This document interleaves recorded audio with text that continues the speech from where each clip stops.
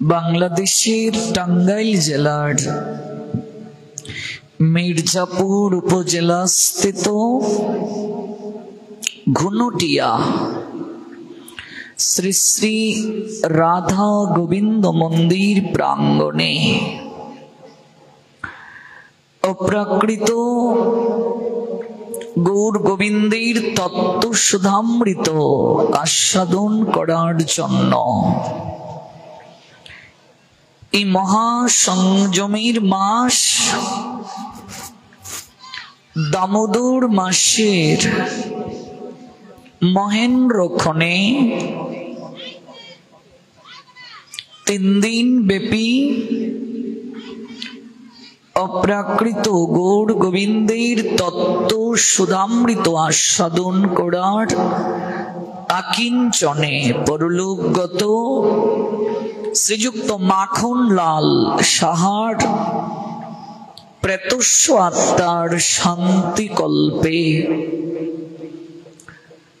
অনুষ্ঠান মঞ্জুষার তৃতীয় রজনীতে বহু দূর দূরান্ত থেকে যারা উপবেশন করেছেন এই যজ্ঞস্থানে, আপনাদের প্রত্যেকের রাতুল রাঙ্গা চরণে আমি অভাজন ভক্তিপূর্ণ প্রণাম নিবেদন করছি। কৃষ্ণ স্টুডিও চ্যানেলে আপনাকে স্বাগত। কৃষ্ণ কৃষ্ণ হরে হরে হরে রাম রাম রাম হরে হরে হরে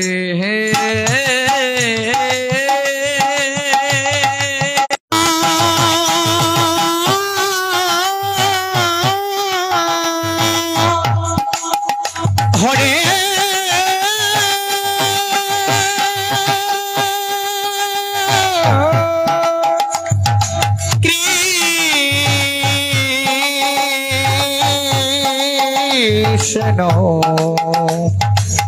কৃষ্ণ কৃষ্ণ হরে হরে হরে রাম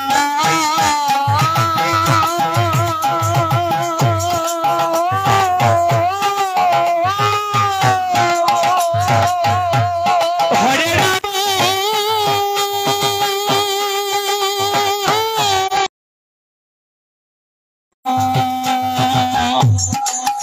হরে হরে হরে কৃষ্ণ কৃষ্ণ কৃষ্ণ হরে হরে হরে রাম রাম রাম হরে হরে হরে কৃষ্ণ কৃষ্ণ কৃষ্ণ হরে হরে হরে রাম রাম রাম হরে হরে গাইব হরে Krishna Krishna Krishna Hare Hare Hare Ram Ram Ram Hare Hare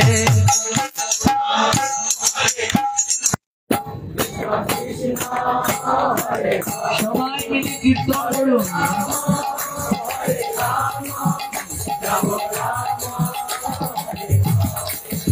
Hare Krishna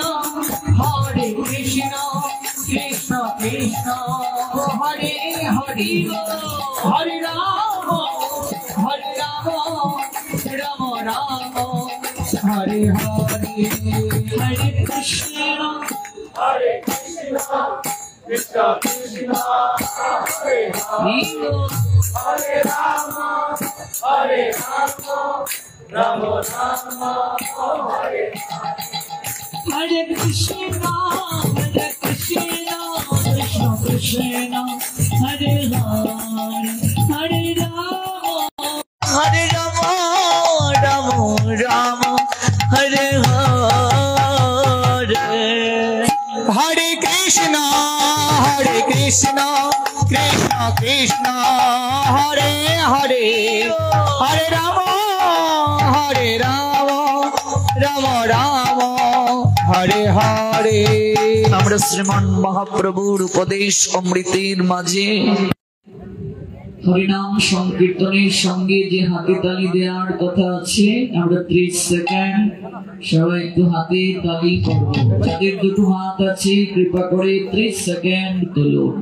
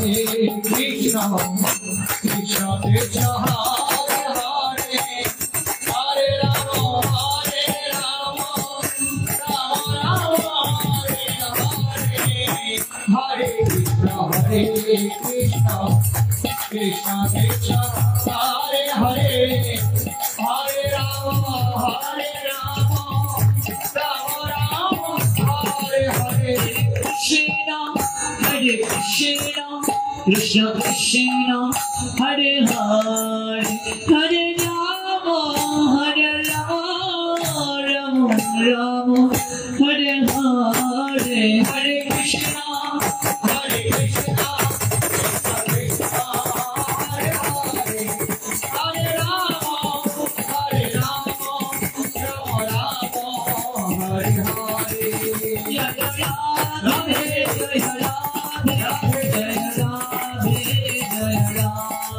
Jaya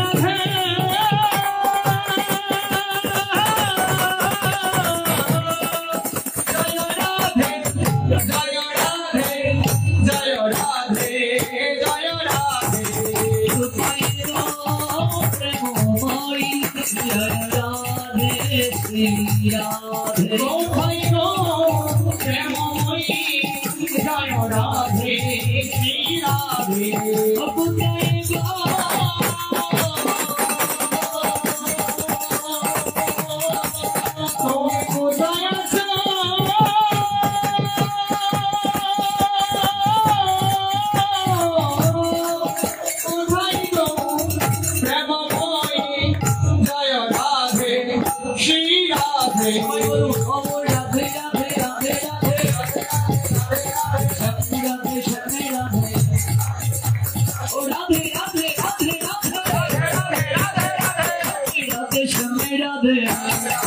Jaya Radhe Radhe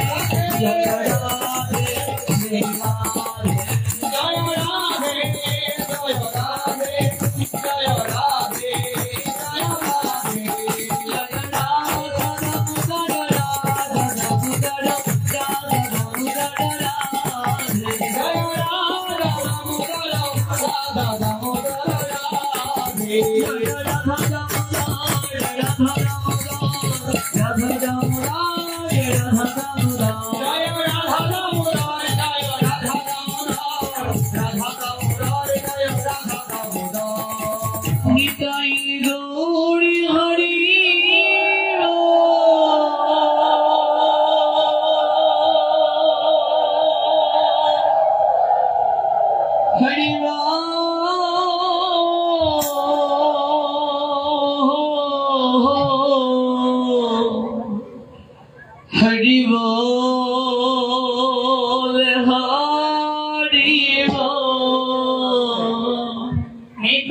Gour Hari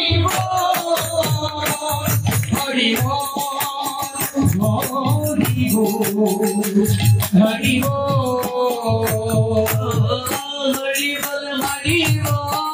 Gour Hari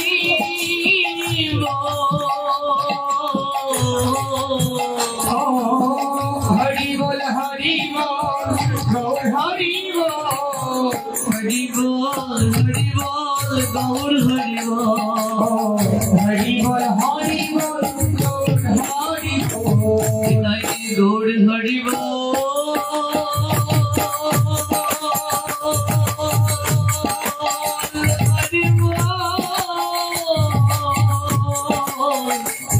Hari बोल हरि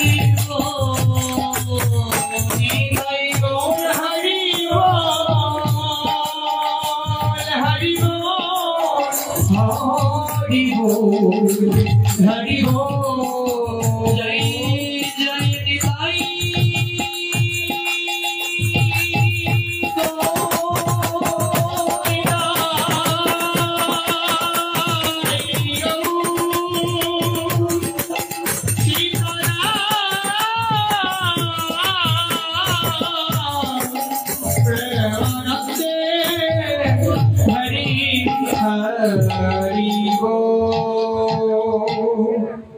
जय जय श्री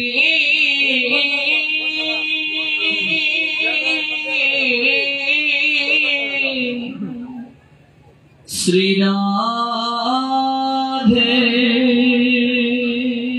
निताई गौर शिवराम प्रेमानंदे हरि हो।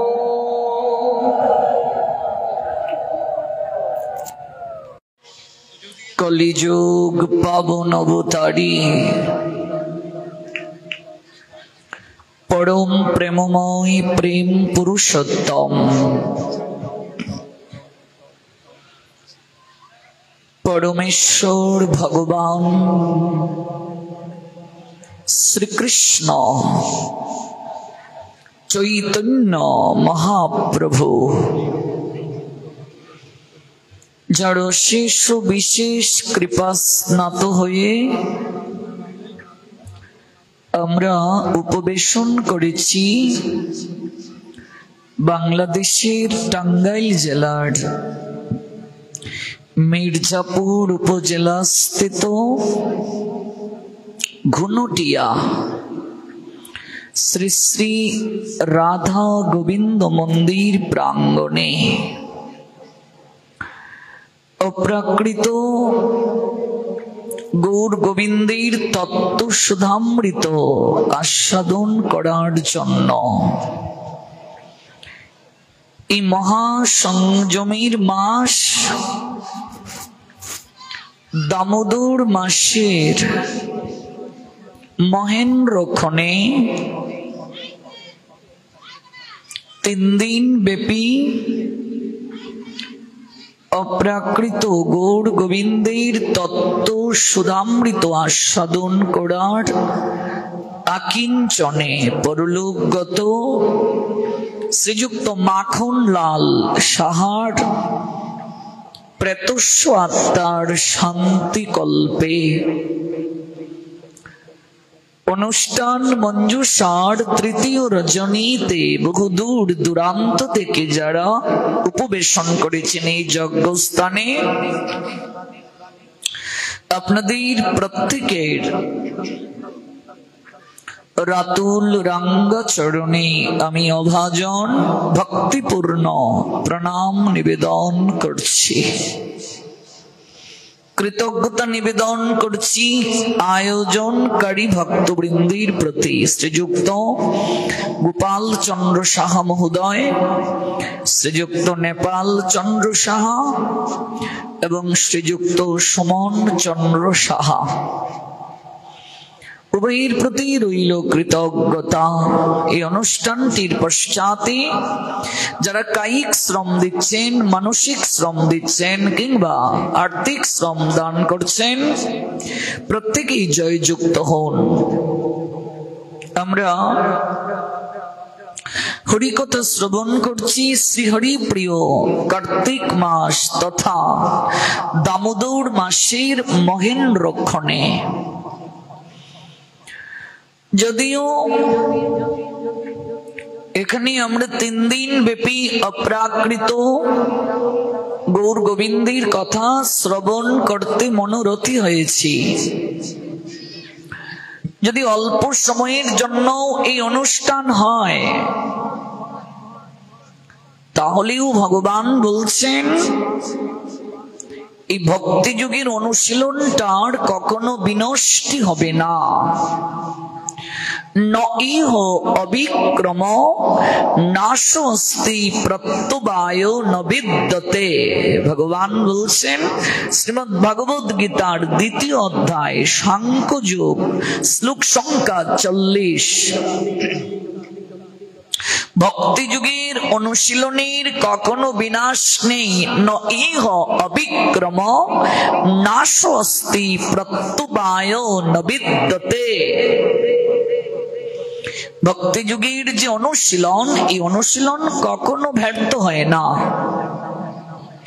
তার কখনো নাশ নাই। যদি এটি স্বল্প সময়ের জন্য হয় তাহলেও সেই অনুষ্ঠান দাতাকে, যিনি অনুষ্ঠান আয়োজন করেন, দান করেন যিনি, এই অপ্রাকৃত অনুষ্ঠানের মাধ্যমে আত্মার আহার। স্বল্পমপি অস্য ধর্মস্য ত্রায়তে মহত ভয়াৎ। যদি সেটি অল্প সময়ের জন্য হয়, ভগবান বলছেন স্বল্পম অপি অস্য।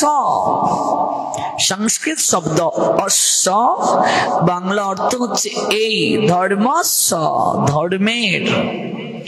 এই ধর্মের অনুষ্ঠান যদি স্বল্প সময়ের জন্য হয়, ত্রায়তে মহত ভয়াৎ। ত্রায়তে শব্দের অর্থ ত্রাণ করা। সেই ব্যক্তিকে সংসার রূপ মহাভয় থেকে ত্রাণ করে। কাকে ত্রাণ করে? সেই অনুষ্ঠান দাতাকে সংসার রূপ মহাভয় থেকে পরিত্রাণ করে।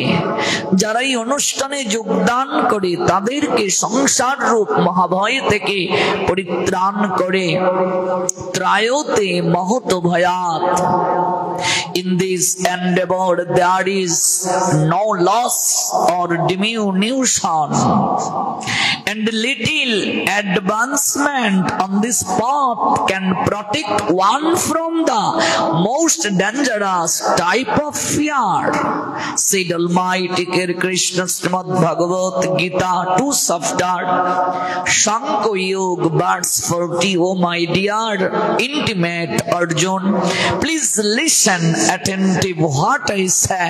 In this endeavor there is no loss or diminution, and little advancement on this path can protect one from the most dangerous type of fear. সংসার রূপ মহাভয় থেকে সেই ব্যক্তিকে পরিত্রাণ করে যে এই অপ্রাকৃত অনুষ্ঠানে অংশগ্রহণ করে, আয়োজন করে, হোক সেটি স্বল্প সময়ের জন্য, কারণ এটির কখনো বিনষ্টি নাই। জড় জগতে কেউ পরীক্ষা দিয়েছে, সবকটি বিষয় যদি পরীক্ষা না দেয় সে কি কৃতকার্য হবে? হবে না, ফেল আসবে তার, অকৃতকার্য হবে পরীক্ষায়। কিন্তু চিন্ময় জগতের ক্ষেত্রে আলাদা। এই জগতে যদি কেউ স্বল্প সময়ের জন্য ভগবৎ কার্য সম্পাদন করে, ভক্তি যুগের অনুশীলন করে, হোক সেটি স্বল্প সময়ের জন্য, ভগবান বলছেন স্বল্পমপি অস্য ধর্মস্য ত্রায়তে মহত ভয়াৎ। সেই ব্যক্তির কোনো ভয় নেই, সকল ভয় তার দূর হয়ে যায়। কারণ এটি হলো ভগবত ভক্তির অনুশীলন। কেউ যদি এই ভক্তির অনুশীলন করে তিনি এই জীবনে পাপ ও পুণ্য উভয় ফল থেকে মুক্ত হন। যদি নিষ্কাম কর্মের অনুষ্ঠান করতে পারে সেটি হলো একমাত্র কর্ম কৌশল। বুদ্ধি ইয়ুক্ত জহাতিহ উভে সুকৃতি দুষ্কৃতে তস্মাৎ ইউগাড় ইউজ্জ স্বায়ুগ কর্ম সুকৌশলম। গীতা দ্বিতীয় অধ্যায় শ্লোক সংখ্যা 50। এই জীবনেই তার উদ্ধার সম্ভব যদি এই অনুষ্ঠানটা ভক্তি যুগের অনুশীলন হয়, যদি ভক্তি লাভের জন্য অনুষ্ঠান হয়, যদি এই অনুষ্ঠানটা ভক্তি যুগের অনুশীলনের জন্য হয়। কারণ এই অনুষ্ঠানেই পরম আনন্দ রয়েছে, নিত্য আনন্দ, শাশ্বত আনন্দ, যে আনন্দের কখনো বিনাশ হয় না, যে আনন্দের কখনো শেষ হয় না। জগতে কত অনুষ্ঠান আছে, সেই সকল অনুষ্ঠান মানুষকে অনিত্য আনন্দ দান করতে পারে, কিন্তু তার থেকে পরম মঙ্গল কখনো সাধিত হয় না। একমাত্র এই অনুষ্ঠানটির দ্বারাই পরম মঙ্গল সাধন সম্ভব। এই জন্য বলছেন বুদ্ধি ইয়ুক্ত জহাতিত। যদি ভগবত ভক্তির অনুশীলন করেন তাহলে এক জন্মেই তিনি উদ্ধার প্রাপ্ত হতে পারবেন, তাতে কোনো সন্দেহ নাই। কারণ জগতে সৎ বস্তুর কখনো বিনাশ নাই, সৎ বস্তুর বিনাশ নাই, ভগবান বলছেন। কাজেই অর্জুন, তুমি এই অনুশীলন করো, আমার এই উপদেশ পালন করো। অর্জুন প্রশ্ন করলেন, প্রভু, যারা এই অনুষ্ঠান পালন করে না, তোমার উপদেশ গ্রহণ করে না, তাদের গতিটা কি হবে?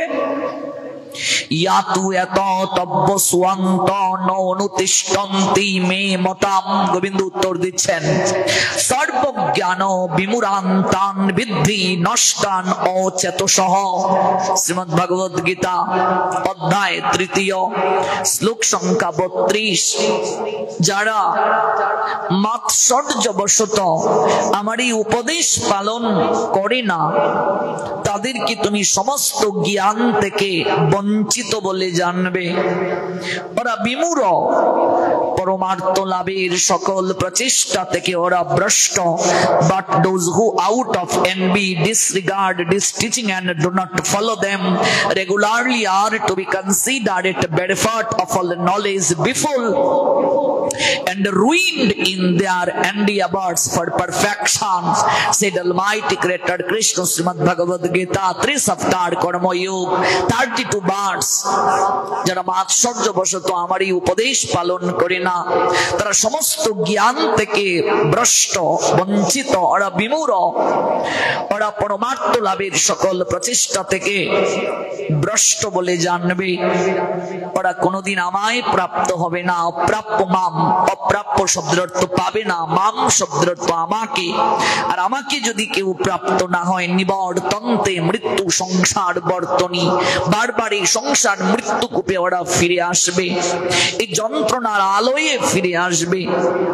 এই বিশ্ব প্রকৃতির চিরায়ত রীতি অনুসারে পৃথিবী জুড়ে যে চলছে পালা বদলের খেলা, তাই সে খেলার সোপান বেয়ে একদিকে যেমন বেজে উঠে আগমনী সুর, ঠিক তেমনি সময় অন্যদিকে বেজে ওঠে বিদায়ের করুণ সানাই। আগমনী সুরের নৃত্যের মূর্ছনায় অমোঘন আনন্দের বশবর্তী হয়ে আমাদের চঞ্চল মন ময়ূরের পাখার মতো পেকম তুলে নাচে। নতুনকে বরণ করে নেওয়ার আনন্দে আমরা কতই না বিভোর হই, আবার পুরাতনকে বিদায় দিতে গিয়ে গুমরে গুমরে কাঁদি। কখনো নতুনকে বরণ করে নেওয়ার আনন্দে বিভোর হওয়া, আবার কখনো বা পুরাতনকে বিদায় দিতে গিয়ে বিষাদ রত্না করে ডুব দেওয়া। এই প্রবেশ, এই প্রস্থান, এই আসা, এই যাওয়া, এই আগমন, এই গমন, এই আসা যাওয়ার চক্রবুহে বারংবার তাকে ঘুরতে হবে। অপ্রাপ্য মাম, পাবে না আমায়, নিবর্তন্তে মৃত্যু সংসার বর্তনী, বারবার ফিরে আসবে। কখন আসা যাওয়া বারণ হবে? যখন আমায় প্রাপ্ত হবে। তোমাকে কোথায় পাবো? আমি আছি, একমাত্র সেই জায়গায় আমার ভক্তগণ যেখানে মিলিত হয়ে আমার গুণকীর্তন করেন সেখানে আমায় নিশ্চয়ই পাবে। সাধুর নিকটে যেও পাইবে আমায়, সেখানে গিয়ে হারানো সম্পর্ক পুনঃস্থাপন করো। তোমার সঙ্গে আমার যে সম্বন্ধ এটি নিত্যকালের সম্বন্ধ। গোবিন্দ বলছেন, হে মনুষ্য জীব, তোমার সঙ্গে আমার যে সম্বন্ধ এটি শাশ্বতকালের সম্বন্ধ, এটি চিরকালের সম্বন্ধ। এই সম্বন্ধ তোমার সঙ্গে আমার বিস্মৃত হয়ে যাওয়ার কারণে তোমার এত দুঃখ, তুমি আমায় ভুলে গিয়েছো বলে তোমার এত যন্ত্রণা, তোমার সঙ্গে আমার সম্পর্কের অবনতি হয়েছে বলে এত কষ্ট। মহাজন বলছেন, ভুলিয়া তোমারে সংসারে আসিয়া পেয়ে নানাবিধ ব্যথা। এই জন্য এত কষ্ট, এই জন্য এত ব্যথা, এই জন্য এত যন্ত্রণা। তোমার চরণে আসিয়াছি আমি জানাবো দুঃখের কথা। কাজে সেই জায়গায় গিয়ে আবেদন জানাও বৈষ্ণবের মাধ্যমে। বৈষ্ণবের আবেদনে কৃষ্ণ দয়াময়, বৈষ্ণব আবেদনে কৃষ্ণ হন সদয়। ওই সম্বন্ধ পুনঃস্থাপন করো, শ্রবণ করো তাদের কথা যারা আমার সঙ্গে সম্বন্ধ স্থাপন করেছেন, যারা আমার বংশীর ধ্বনি শুনে সকল কিছুকে জলাঞ্জলি দিয়ে আমার নিকটে ছুটে এসেছেন। সেই ব্রজ গোপীদের কথা শ্রবণ করো, শ্রবণ করো আমার মনমনা ভক্ত ব্রজবাসীদের কথা, শ্রবণ করো আমার দিব্য লীলামৃত। তাহলেই তোমার কর্ণের বধিরতা ঘুচবে, তোমার চিত্তরূপ দর্পণ পরিমার্জন হবে, আর তখনই তোমার ভব মহাদাবাগ্নি নির্বাপন হবে, তুমি আনন্দ প্রাপ্ত হবে। একমাত্র আনন্দ নিকেতনে যাও, ওই সাধু সঙ্গটাই পরম আনন্দের নিকেতন। এই পরম আনন্দের নিকেতনে আমরা শ্রবণ করছি ভগবানের দিব্য লীলামৃত, দাম বন্ধন লীলা। গতকাল যে স্থলে এই লীলার ইতি টেনেছিলাম, আজকে আমরা সেখান থেকেই পুনরায় শ্রবণ করব। নিতাই গো শীতনতে প্রীতি প্রেমানন্দে হরি বল। জয় জয় শ্রী রাধে। আমরা গতকাল শ্রবণ করেছিলাম যশোমতী মা প্রাতকালে ঘুম থেকে উঠে নিজেই তিনি গোপালের জন্য নবনীত তৈরি করার জন্য দধি মন্থন করছেন, মনে আছে তো? যশোমতী মা সুন্দর করে সেজেছেন, একটা রেশমি হলুদ রঙের কাপড় পরিধান করেছেন তিনি, ঘাগরা। ব্রজ গোপীগণ এই বস্ত্র পরিধান করেন, সুন্দর করে নিজেকে সাজিয়েছেন যশোমতী মা। পৃথু কটি তটে শুভে দুকুল বসন। দুকুল বসন, ব্রজবাসীদের বসনটা হলো নিচে এক টুকরো আর উপরে এক টুকরো, স্কার্টের ন্যায় কিছুটা, গতকাল বলেছিলাম ঘাগরা জাতীয়। এজন্য বৈষ্ণব কবি বলছেন, পৃথু কটি তটে শুভে দুকুল বসন, সূত্রে বাধা ঘাগরায় কিবা সুশোভন। সুন্দর করে ওই বস্ত্রটা তিনি পরিধান করেছেন, অত্যন্ত পবিত্র নববস্ত্র, নতুন বস্ত্র পরিধান করেছেন। কেন? গোপালের নিমিত্তে তিনি নবনীত তৈরি করবেন। গোপালের নিদ্রা ভঙ্গের পূর্বেই এই নবনীত তাকে তুলতে হবে।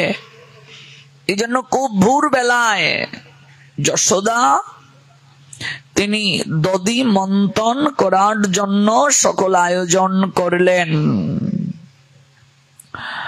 কাননেতে যত পুষ্প সকল পুষ্প আপন মমত্বে তিনি চয়ন করেছেন। সেখান থেকে মালতী পুষ্প খুফায় গুজে দিয়েছেন। আর কানের মাঝে কুণ্ডল, গতকাল বলেছিলাম কানেতে কুণ্ডল শোভে রত্ন অলঙ্কার, মন্থন করিতে হয় তাহার ঝংকার।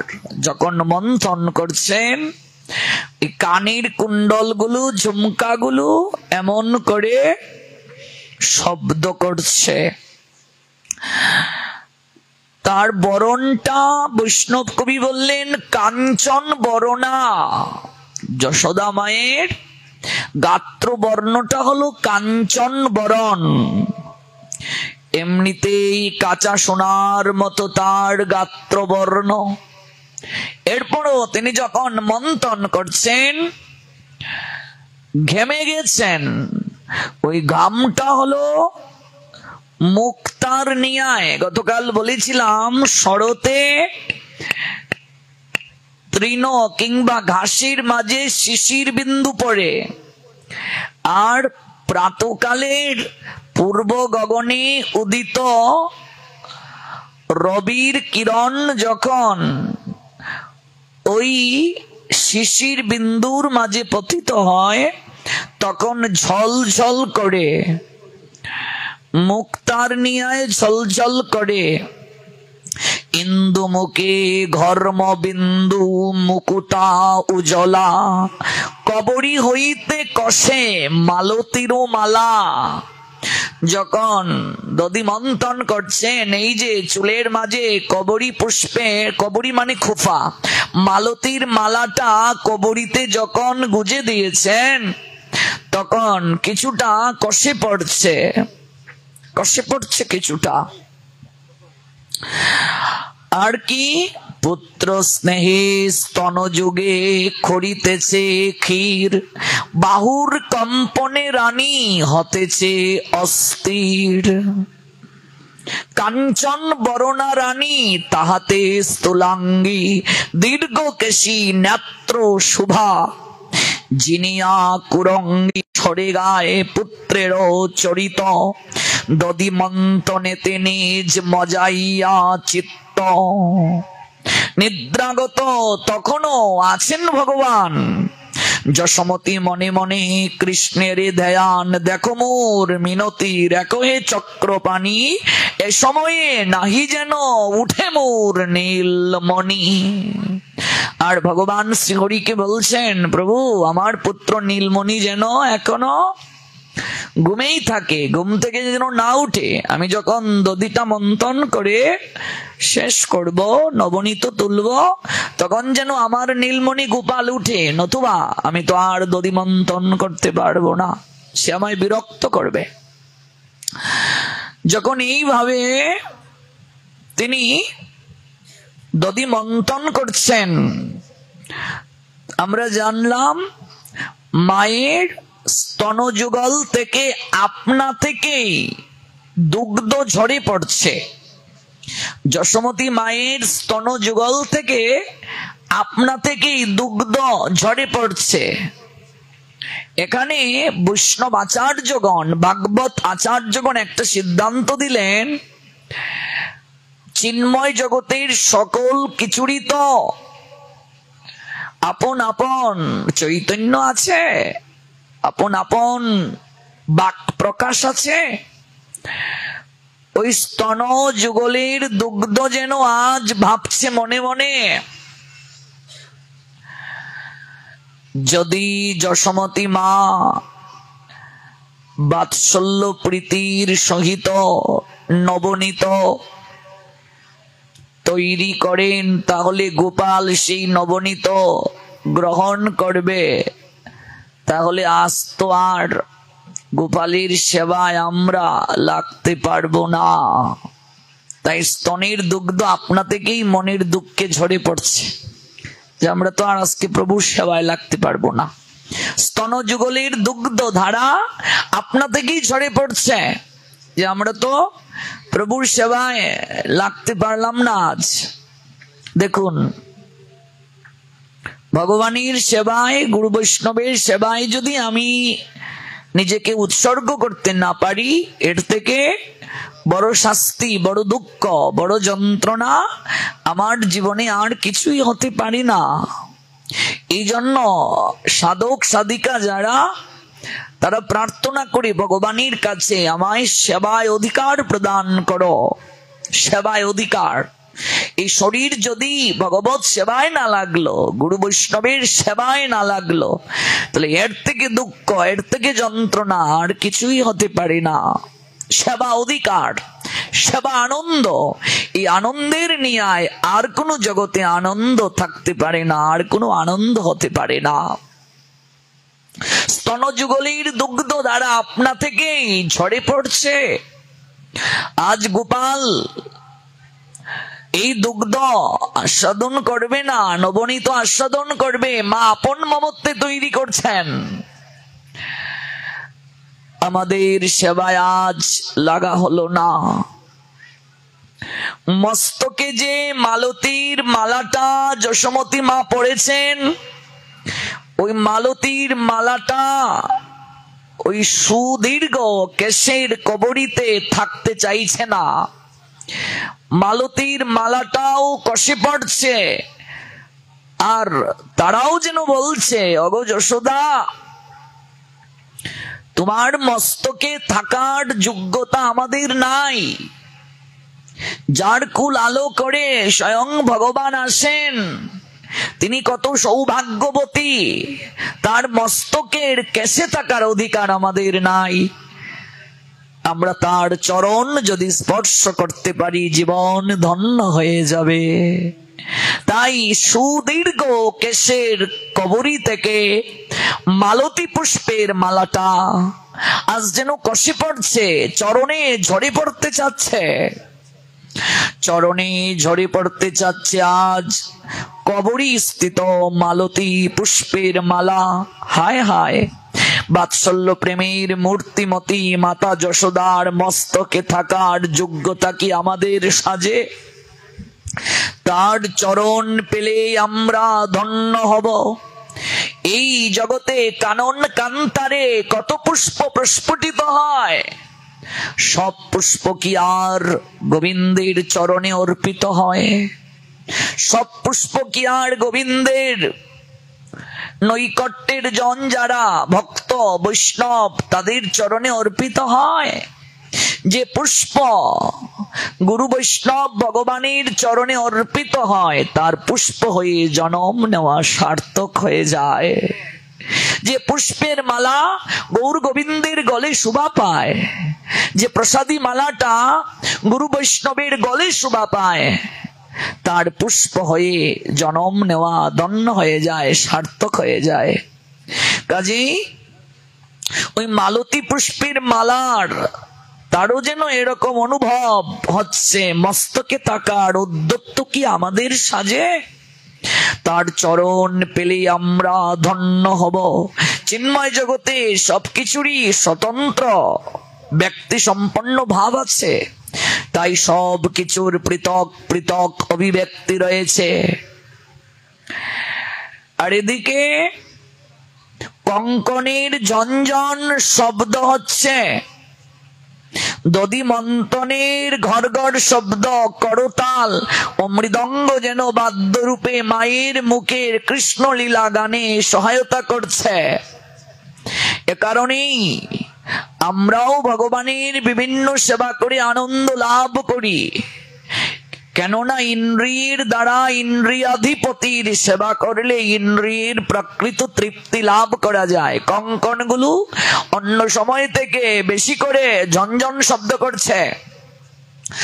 ওই মা যখন গান গাইছেন, তখন কঙ্কন একটা আরেকটার সঙ্গে দধি মন্থন কালে যুক্ত হয়ে ঝনঝন শব্দ করছে। মা গান গাইছেন, কোন মৃদঙ্গ কোন করতাল তো আর কেউ বাজাচ্ছে না। ওই কঙ্কনগুলো একটা আরেকটার সঙ্গে ঝনঝন শব্দ করে মায়ের গানের শোভাকে বর্ধন করছে। দেখুন আচার্যগণের কি বিশেষণ, কি অনুভূতি। যতদিন পর্যন্ত অনুভূতি না থাকবে, হরিকথা আমি শ্রবণ করছি অনুভব নাই, লীলা শ্রবণ করছি অনুভব নাই, তাহলে কখনো পরিবর্তন হবে না। চরণের নূপুর, এই নূপুর মনে মনে ভাবছে আমি কেন রুনুজুনু বাজবো না, আমিও আমার প্রভুর প্রীতি বর্ধন করতে চাই। নূপুর রুনুজুনু বাজছে, আর কঙ্কন একটা আরেকটার সঙ্গে ধ্বনি করছে। হাত ভরা কঙ্কন পড়েছেন যশোমতী মা, কখনো কেবল একটা শঙ্খ পড়তে নাই। মায়েরা মনে রাখবে, কঙ্কনের সঙ্গে শঙ্খ থাকবে, কেবল একটা শঙ্খ পড়তে নাই। একটা শঙ্খ পড়তে নাই কেন? তার সঙ্গে চুড়ি থাকবে, চুড়ি ব্যতীত কেবল শঙ্খ পড়তে নাই। আজকাল আমরা কেউ চুড়ি পরিধান করি না, যত পারা যায় না পড়লে ভালো। অনেকে শঙ্খ খুলে রাখার চেষ্টা করে। যশোমতী মা হাত বড়া কঙ্কন পরলেন, একটা কঙ্কনের সঙ্গে আরেকটা কঙ্কনের যখন ধ্বনি হয়, আচার্যগণ সিদ্ধান্ত দিলেন সংসারের যত নেতিবাচক ধ্বনি আছে দূর হয়ে যায়, অলৌকিক দূরীভূত হয়ে যায় কঙ্কনের ধ্বনি দ্বারা। এই জন্য কঙ্কন যেমন বাজছে, নূপুরটাও রুনুঝুনু শব্দ করছে। প্রত্যেক গৃহলক্ষ্মী চরণে নূপুর পড়বে। যশোমতী মা চরণে আলতা পরিধান করেছেন, নূপুর পরিধান করেছেন, কোমরে বিছা দিয়েছেন, হাত ভরা কঙ্কন, টিকলি দিয়েছেন, কান পাশা দিয়েছেন, সুন্দর শাড়ি পরিধান করেছেন, সেজেছেন। কারণ গোপালের জন্য নবনীত তৈরি করবেন। যদি সাজতে হয়, আমি তো ভগবানের জন্যই সাজবো। লক্ষ্মীরা বেশ্যা 3 রাত হরিদাস ঠাকুরের নিকটে বসে হরিনাম যখন শ্রবণ করল, ব্রাহ্ম মুহূর্তে স্নান করতে চলে গেলেন হরিদাস ঠাকুর। লক্ষ্মীরা তো বসে রইল, একটাই তার হৃদয় মাঝে ইচ্ছা, কবে ওই সাধুর নাম সংখ্যা পূর্ণ হবে আর সে তার সঙ্গে দেহ ক্রীড়া সম্পাদন করবে, ওকে ধ্যানচ্যুত করবে, চরিত্র হনন করবে, আর রামচন্দ্র খা জমিদারের নিকট থেকে সে উপহার প্রাপ্ত হবে। হরিদাস ঠাকুর তাকে 3 রাত বসিয়ে রেখেছিলেন। ওই বসে বসে সে হরিদাস ঠাকুরের শ্রীমুখ থেকে হরিনাম শ্রবণ করল। 3 রাত হরিনাম শ্রবণের পর যখন হরিদাস ঠাকুর স্নান আদি সেরে তুলসী পরিক্রমা করে নিত্যকৃত্য সম্পাদন করে নৈকট্যে এসে বলছেন, মা তোমায় বসিয়ে রেখেছি, বলো তুমি আমার কাছে কি চাও? আমার অপরাধ তুমি ক্ষমা করো। আমার নাম সংখ্যা পূর্ণ না হলে আমি যে কারোর সঙ্গে কথা বলি না, তোমার ইচ্ছে আমি পূরণ করব, বলো তুমি কি চাও? দেখুন, এখানে একটা চমৎকার শিক্ষা। আপনি যে জপ সংখ্যা নিয়েছেন, এটি সম্পূর্ণ না হলে আপনি কখনো শয়ন করতে পারবেন না, আহার করতে পারবেন না। আমরা দেখতে পাই হরিদাস ঠাকুরের জন্য নীলাচলে গোবিন্দ দাস প্রসাদ নিয়ে আসতেন প্রতিদিন। মহাপ্রভু তাকে আদেশ করেছিলেন, আমার হরিদাসের জন্য প্রসাদ নিয়ে যাবে। একদিন গোবিন্দ মহাপ্রসাদ লইয়া হরিদাসকে দিতে গেল আনন্দিত হইয়া। হরিদাস করিয়াছে শয়ন, মন্দ মন্দ করিতেছে শঙ্কা সংকীর্তন। গোবিন্দ প্রণাম দিয়ে বলছেন, হরিদাস উঠে আসো, প্রসাদ গ্রহণ করবে। হরিদাস বলছেন, সংখ্যা নাম পূরণ না হয় কেমনে খাইব?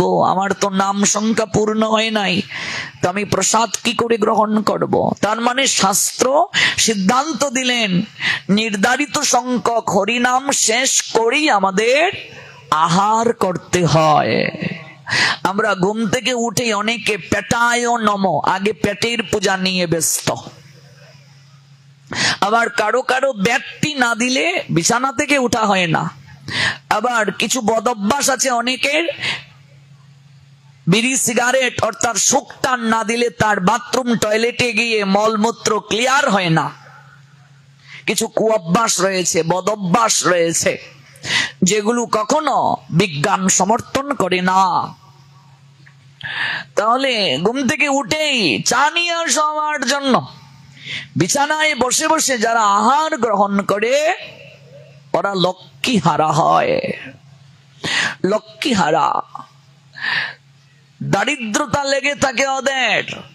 ভাঙ্গা দর্পণে যেমন মুখ দর্শন উচিত নয়, এটি অমঙ্গলের প্রতীক, তেমনি বিছানায় বসে সনাতন শাস্ত্র বলছে আহার করা নিষিদ্ধ।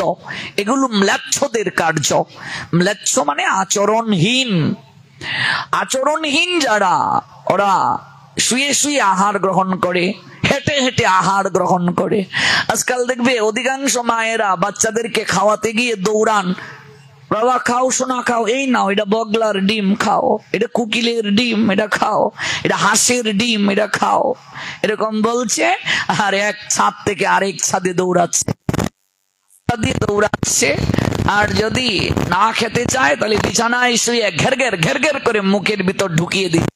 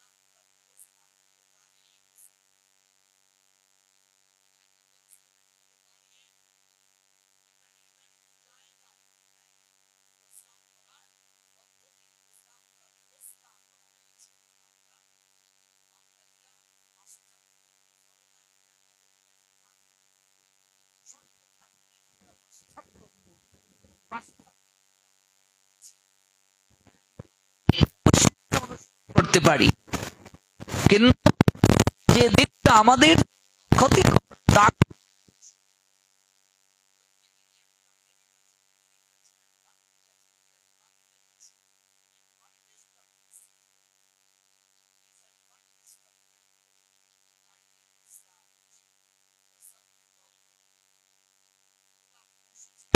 ন।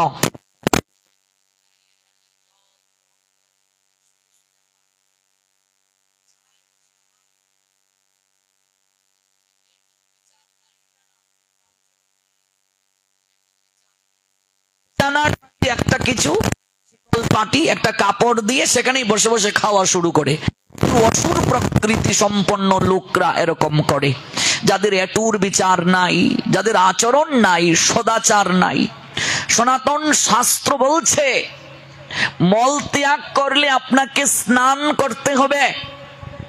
স্নান না করলে আপনি অশুচি বলে গণ্য, আপনি কোনো কার্য করতে পারবেন না। মল ত্যাগের পর স্নান করতে হবে, প্রস্রাবের পর আপনাকে জল গ্রহণ করতে হবে। কেমন? নতুবা আপনি কোনো কার্য করতে পারবেন না, অশুচি বলে গণ্য। হৃদয়ে মন্দির, এই দেহটাও মন্দির। দেহ যদি পবিত্র না থাকে আপনি কেমন করে ভজন করবেন, ঈশ্বরকে জাগ্রত করবেন? সনাতনীরা বিশ্বাস করে প্রত্যেকের হৃদয়ে ঈশ্বর অবস্থান করেন। এই জন্য আমরা হাত জোর করে প্রত্যেক জীবকে আমরা সম্মান করি। আমরা বিশ্বাস করি প্রত্যেকের হৃদয়ে ঈশ্বরের অস্তিত্ব আছে। এই যে হাত জোর করা, এটা কোনো মানুষকে হাত জোর করে অবনত হওয়া নয়। কিছু মূর্খরা মানুষকে ওরা প্রণাম দেয়, মানুষকে হাত জোর করে না। এই হাত জোর মানে স্রষ্টার প্রতি সমর্পণ। আমরা বিশ্বাস করি প্রত্যেকের হৃদয়ে স্রষ্টার অস্তিত্ব আছে। আত্মারূপে ভগবান অবস্থান করছেন প্রত্যেকের হৃদয়ে। আছো অনল অনিলে চিরনভু নীলে ভূদর সলিল গহনে, আছো বিটপি লতায় জলদের গায়ে শশী তারকায় তপনে। প্রত্যেকের মাঝে আমরা স্রষ্টার অস্তিত্বকে অনুভব করি। এজন্য আমরা নমস্কার দেই সবাইকে। আমাদের সংস্কৃতি এক হাতে নয়, দু হাতে। এই 5টা অঙ্গুলির সঙ্গে 5টা অঙ্গুলি এরকম স্পর্শ করতে হবে। এটাকে বলে কৃতাঞ্জলি পুট। কোন ব্যক্তি সত্তাকে আমরা প্রণাম দেই না, কোন ব্যক্তিকে সেজদা দেই না, আমরা প্রণাম দেই না। তার ভেতরে যে ঈশ্বরের অস্তিত্ব রয়েছে, আত্মার রূপে ভগবানের বাস রয়েছে, তার প্রতি আমরা সম্মান প্রদর্শন করি। তাই নমস্কার শব্দের অর্থ হলো পরমাত্মার প্রতি আত্মনিবেদন। এটি হলো মুখ্য কথা। তাহলে যদি ভগবান এখানে অবস্থান করেন, এটা যদি অপবিত্র থাকে, অপবিত্র দেহ দ্বারা, অপবিত্র হৃদয় দ্বারা ঈশ্বর আরাধনা করা যায় না, প্রশ্ন ওঠে না। সর্বপ্রথম সাধনার মূল কথাটাই হলো আপনাকে পবিত্র থাকতে হবে, শুচি থাকতে হবে। এই জন্য আমরা বিনা স্নানে কখনো কোনো প্রার্থনা করি না। ভোরবেলা উঠে আমরা স্নান করি, তারপর আমরা প্রেয়ার করি না। মলমূত্র ত্যাগ করে স্নান করার কথা আছে। শাস্ত্রে থাকলে তো হবে না, মানতে হবে। এখনো অধিকাংশ হিন্দুরা দাঁড়িয়ে দাঁড়িয়ে প্রস্রাব করে জল নেয় না। তার মানে শাস্ত্রকে ভাইলেট করছে। If you violate rule of regulation, almighty creator Krishna of course punishment any time in any situation. What means religion? Religion means the rule of regulation. Almighty creator Krishna said, Almighty creator Krishna, Srimad Bhagavad Gita 3 chapter Karma Yug 21 verse. So my dear children, please listen attentive what I say. Whatever action a great man performs, common men follow, and whatever is standards by exemplary acts, all the world pursue. We forgotten that topic, the all parts supreme being Krishna said, Srimad Bhagavad Gita 3 chapter Karma Yug 21 verse, that causes is suffered all time in all situation most anxiously. উদ্বিগ্ন, দুঃখ, যন্ত্রণা, কষ্ট পাচ্ছি কেন? আমরা আইন মানছি না, স্রষ্টার আইন। ধর্ম কাকে বলে? ধর্ম কেবল এই গেটআপের মাঝে নয়। আজকাল গেটআপ দ্বারা মানুষ ধার্মিক বিচার করে, গেটআপের দ্বারা ধার্মিক বিচার হয় না। যে আমার এই ড্রেস আছে কিনা, ড্রেস থাকলে আমি ধার্মিক। কপালে তিলক আছে কিনা, তিলক থাকলে আমি সাধু বড় বৈষ্ণব। কণ্ঠে মালা আছে কিনা, এটা থাকলে আমি সাধু বড় বৈষ্ণব। না, এটার মাঝে ধার্মিক বিচার হয় না। ধার্মিক বিচার কিসের দ্বারা হয়? ধার্মিক বিচার হয় সে কতটা স্রষ্টার আইনকে আমল করছে। যে প্রকৃত ধার্মিক সে সর্বভূতে ঈশ্বরের অস্তিত্বকে অনুভব করবে। যে স্রষ্টার সৃষ্টিকে সম্মান করতে পারে না, যে স্রষ্টার সৃষ্টিকে ভালোবাসতে পারে না, সে যে ধর্মের অনুসারী হোক না কেন, সে কোনোদিন ধার্মিক বলে গণ্য নয়। যে স্রষ্টার সৃষ্টিকেই ভালোবাসতে পারে না, যে স্রষ্টার সৃষ্টির প্রতি সম্মান প্রদর্শন করতে পারে না, যার মাঝে নৈতিকতা নাই, মানবতা নাই, মহানুভবতা নাই, অন্যের দুঃখ যন্ত্রণায় হৃদয় কম্পিত হয় না, সে কখনো ধার্মিক বলে গণ্য নয়। ধার্মিককে যে স্রষ্টার সুলকলা আইনকে যথাযথভাবে হৃদয়ে আমল করতে পারে। 16 আনা স্রষ্টার আইন যার মাঝে আছে, সেই হলো সনাতনী, সেই হলো ধার্মিক। নতুবা সে ধার্মিক বলে গণ্য নয়, ভক্ত বলে গণ্য নয়। ভগবানের চরণে ঐকান্তিক যে রতি, এই বলে ভক্তি। ভক্তি কাকে বলে? ভগবানের চরণে ঐকান্তিক যে রতি। রতি মানে কি? যে প্রীতির মাঝে কোনো হেতু নাই, যে প্রীতির মাঝে কোনো কামনা নাই, যে প্রীতির মাঝে কোনো চাওয়া নাই, যে প্রীতির মাঝে কোনো আকাঙ্ক্ষা নাই, কেবল তাকে ভালোবাসতে হয় বলেই ভালোবাসি, কেবল তার আইন মানতে হয় বলেই মানি, তার গোলামি, তার বন্দেগিরি করার জন্য আমি বান্ধা তার। আমি এসেছি জগতে, এটা আমার দায়িত্ব, এটা আমার কর্তব্য। এই ভাবনাটা যার মাঝে আছে, নতুবা মানুষ রূপী দানব। আমাদের শাস্ত্র বলছে এই জগৎ সংসারে গুটি কয়েকজন মানুষ খুঁজে পাওয়া যায়, সবাই মানুষ না। এত এত মানুষ, শাস্ত্র বললেন সবাই মানুষ না, এ কেমন কথা? বলছেন না, ওরা মানুষ রূপী দানব। মানুষ আকার হইলে কি হয়? আকারটা মানুষের মতো, মানবিক গুণাবলী নাই। দিন থেকে দিন আমরা মানুষ থেকে দানব হয়ে যাচ্ছি, পশু হয়ে যাচ্ছি। শাস্ত্র গ্রন্থ বুকে নিয়ে মিথ্যে কথা বলি আমরা, শাস্ত্র গ্রন্থ হাতে নিয়ে মিথ্যে কথা বলি, স্রষ্টার নামে দিব্যি দিয়ে মিথ্যে কথা বলি। চারিদিকে দেখবেন খুন খারাপি চলছে, অন্যের সম্পদ লুণ্ঠন করার কার্য চলছে। কে কাকে ছোট করব, কে কাকে হত্যা করব, কে কত ক্ষমতা প্রদর্শন করব, এগুলো মানুষের কার্য নয়। মানুষ হইতে কজন পারে, মানুষ হইতে কজন পারে, কজন মানুষ হতে পারে? পশু আহার গ্রহণ করে, মানুষও করে। পশু নিদ্রা যায়, মানুষও নিদ্রা যায়। পশু বংশ বিস্তার করে, মানুষও করে। পশু মৃত্যু ভয়ে ভীত, মানুষও ভীত। তাহলে মানুষ আর পশুর মাঝে পার্থক্য কোথায়? চারটা কার্য মানুষ করছে, পশুও করছে। আমিও যদি ঘুম থেকে উঠে গিয়ে শুধু ব্যবসায় বসলাম, চাকরি প্রতিষ্ঠানে গেলাম, আবার ফিরে এলাম, আর রাত্রে একটু স্ত্রী সঙ্গ করলাম, তাহলে আমার আর পশুর মাঝে পার্থক্য কোথায়? বরং পশুর থেকে মানুষ নিকৃষ্ট। পশু বংশ বিস্তার ব্যতীত যৌন সঙ্গ করে না, এই শরীরের সম্পদ ব্যয় করে না। যখন তার বংশ বিস্তারের প্রয়োজন হয় তখন সে যৌন সঙ্গ করে। কিন্তু মানুষ বংশ বিস্তার ব্যতীতও যৌন সঙ্গ করে। চোখকে হেফাজত করতে পারে নাই, রাস্তা দিয়ে কেউ গেলেও তার প্রতি খারাপ নেশা এসে তাকিয়ে থাকে। তাহলে শুধু আকারটা মানুষ হলে তো হবে না, গুণাবলী থাকতে হবে। তাহলে মানুষ আর পশুর মাঝে একটা জায়গায় পার্থক্য। পার্থক্যটা কোথায়? পশুকে ভগবান মনুষ্যত্ব বোধ দেন নাই, বিবেক দেন নাই, হুঁশ জ্ঞান দেন নাই, মানুষকে দিয়েছেন। ওই হুঁশ জ্ঞানটাকে কাজে লাগিয়ে সে চলবে, বিবেকটাকে কাজে লাগিয়ে সে চলবে, মনুষ্যত্ব বোধটাকে কাজে লাগিয়ে সে চলবে। সর্বজীবে যতক্ষণ পর্যন্ত তার দয়া না আসবে, সর্বজীবে যতক্ষণ পর্যন্ত তার মমতা না আসবে, ততক্ষণ পর্যন্ত সে মানুষ না। আমরা সনাতনীরা কোনো গণ্ডির মাঝে নিজেদেরকে আমরা সীমাবদ্ধ রাখি না। পৃথিবীতে কেবল সনাতনীরাই নির্ধারিত তাদের জাতির জন্য কোনো প্রার্থনা করে না, ওরা বিশ্বের সকল জাতির জন্য প্রার্থনা করে। দেখবেন এই জন্য আমাদের সকল অনুষ্ঠানের পূর্বে লেখা হয় বিশ্ব শান্তি, সর্বজীবের মঙ্গল কামনায়।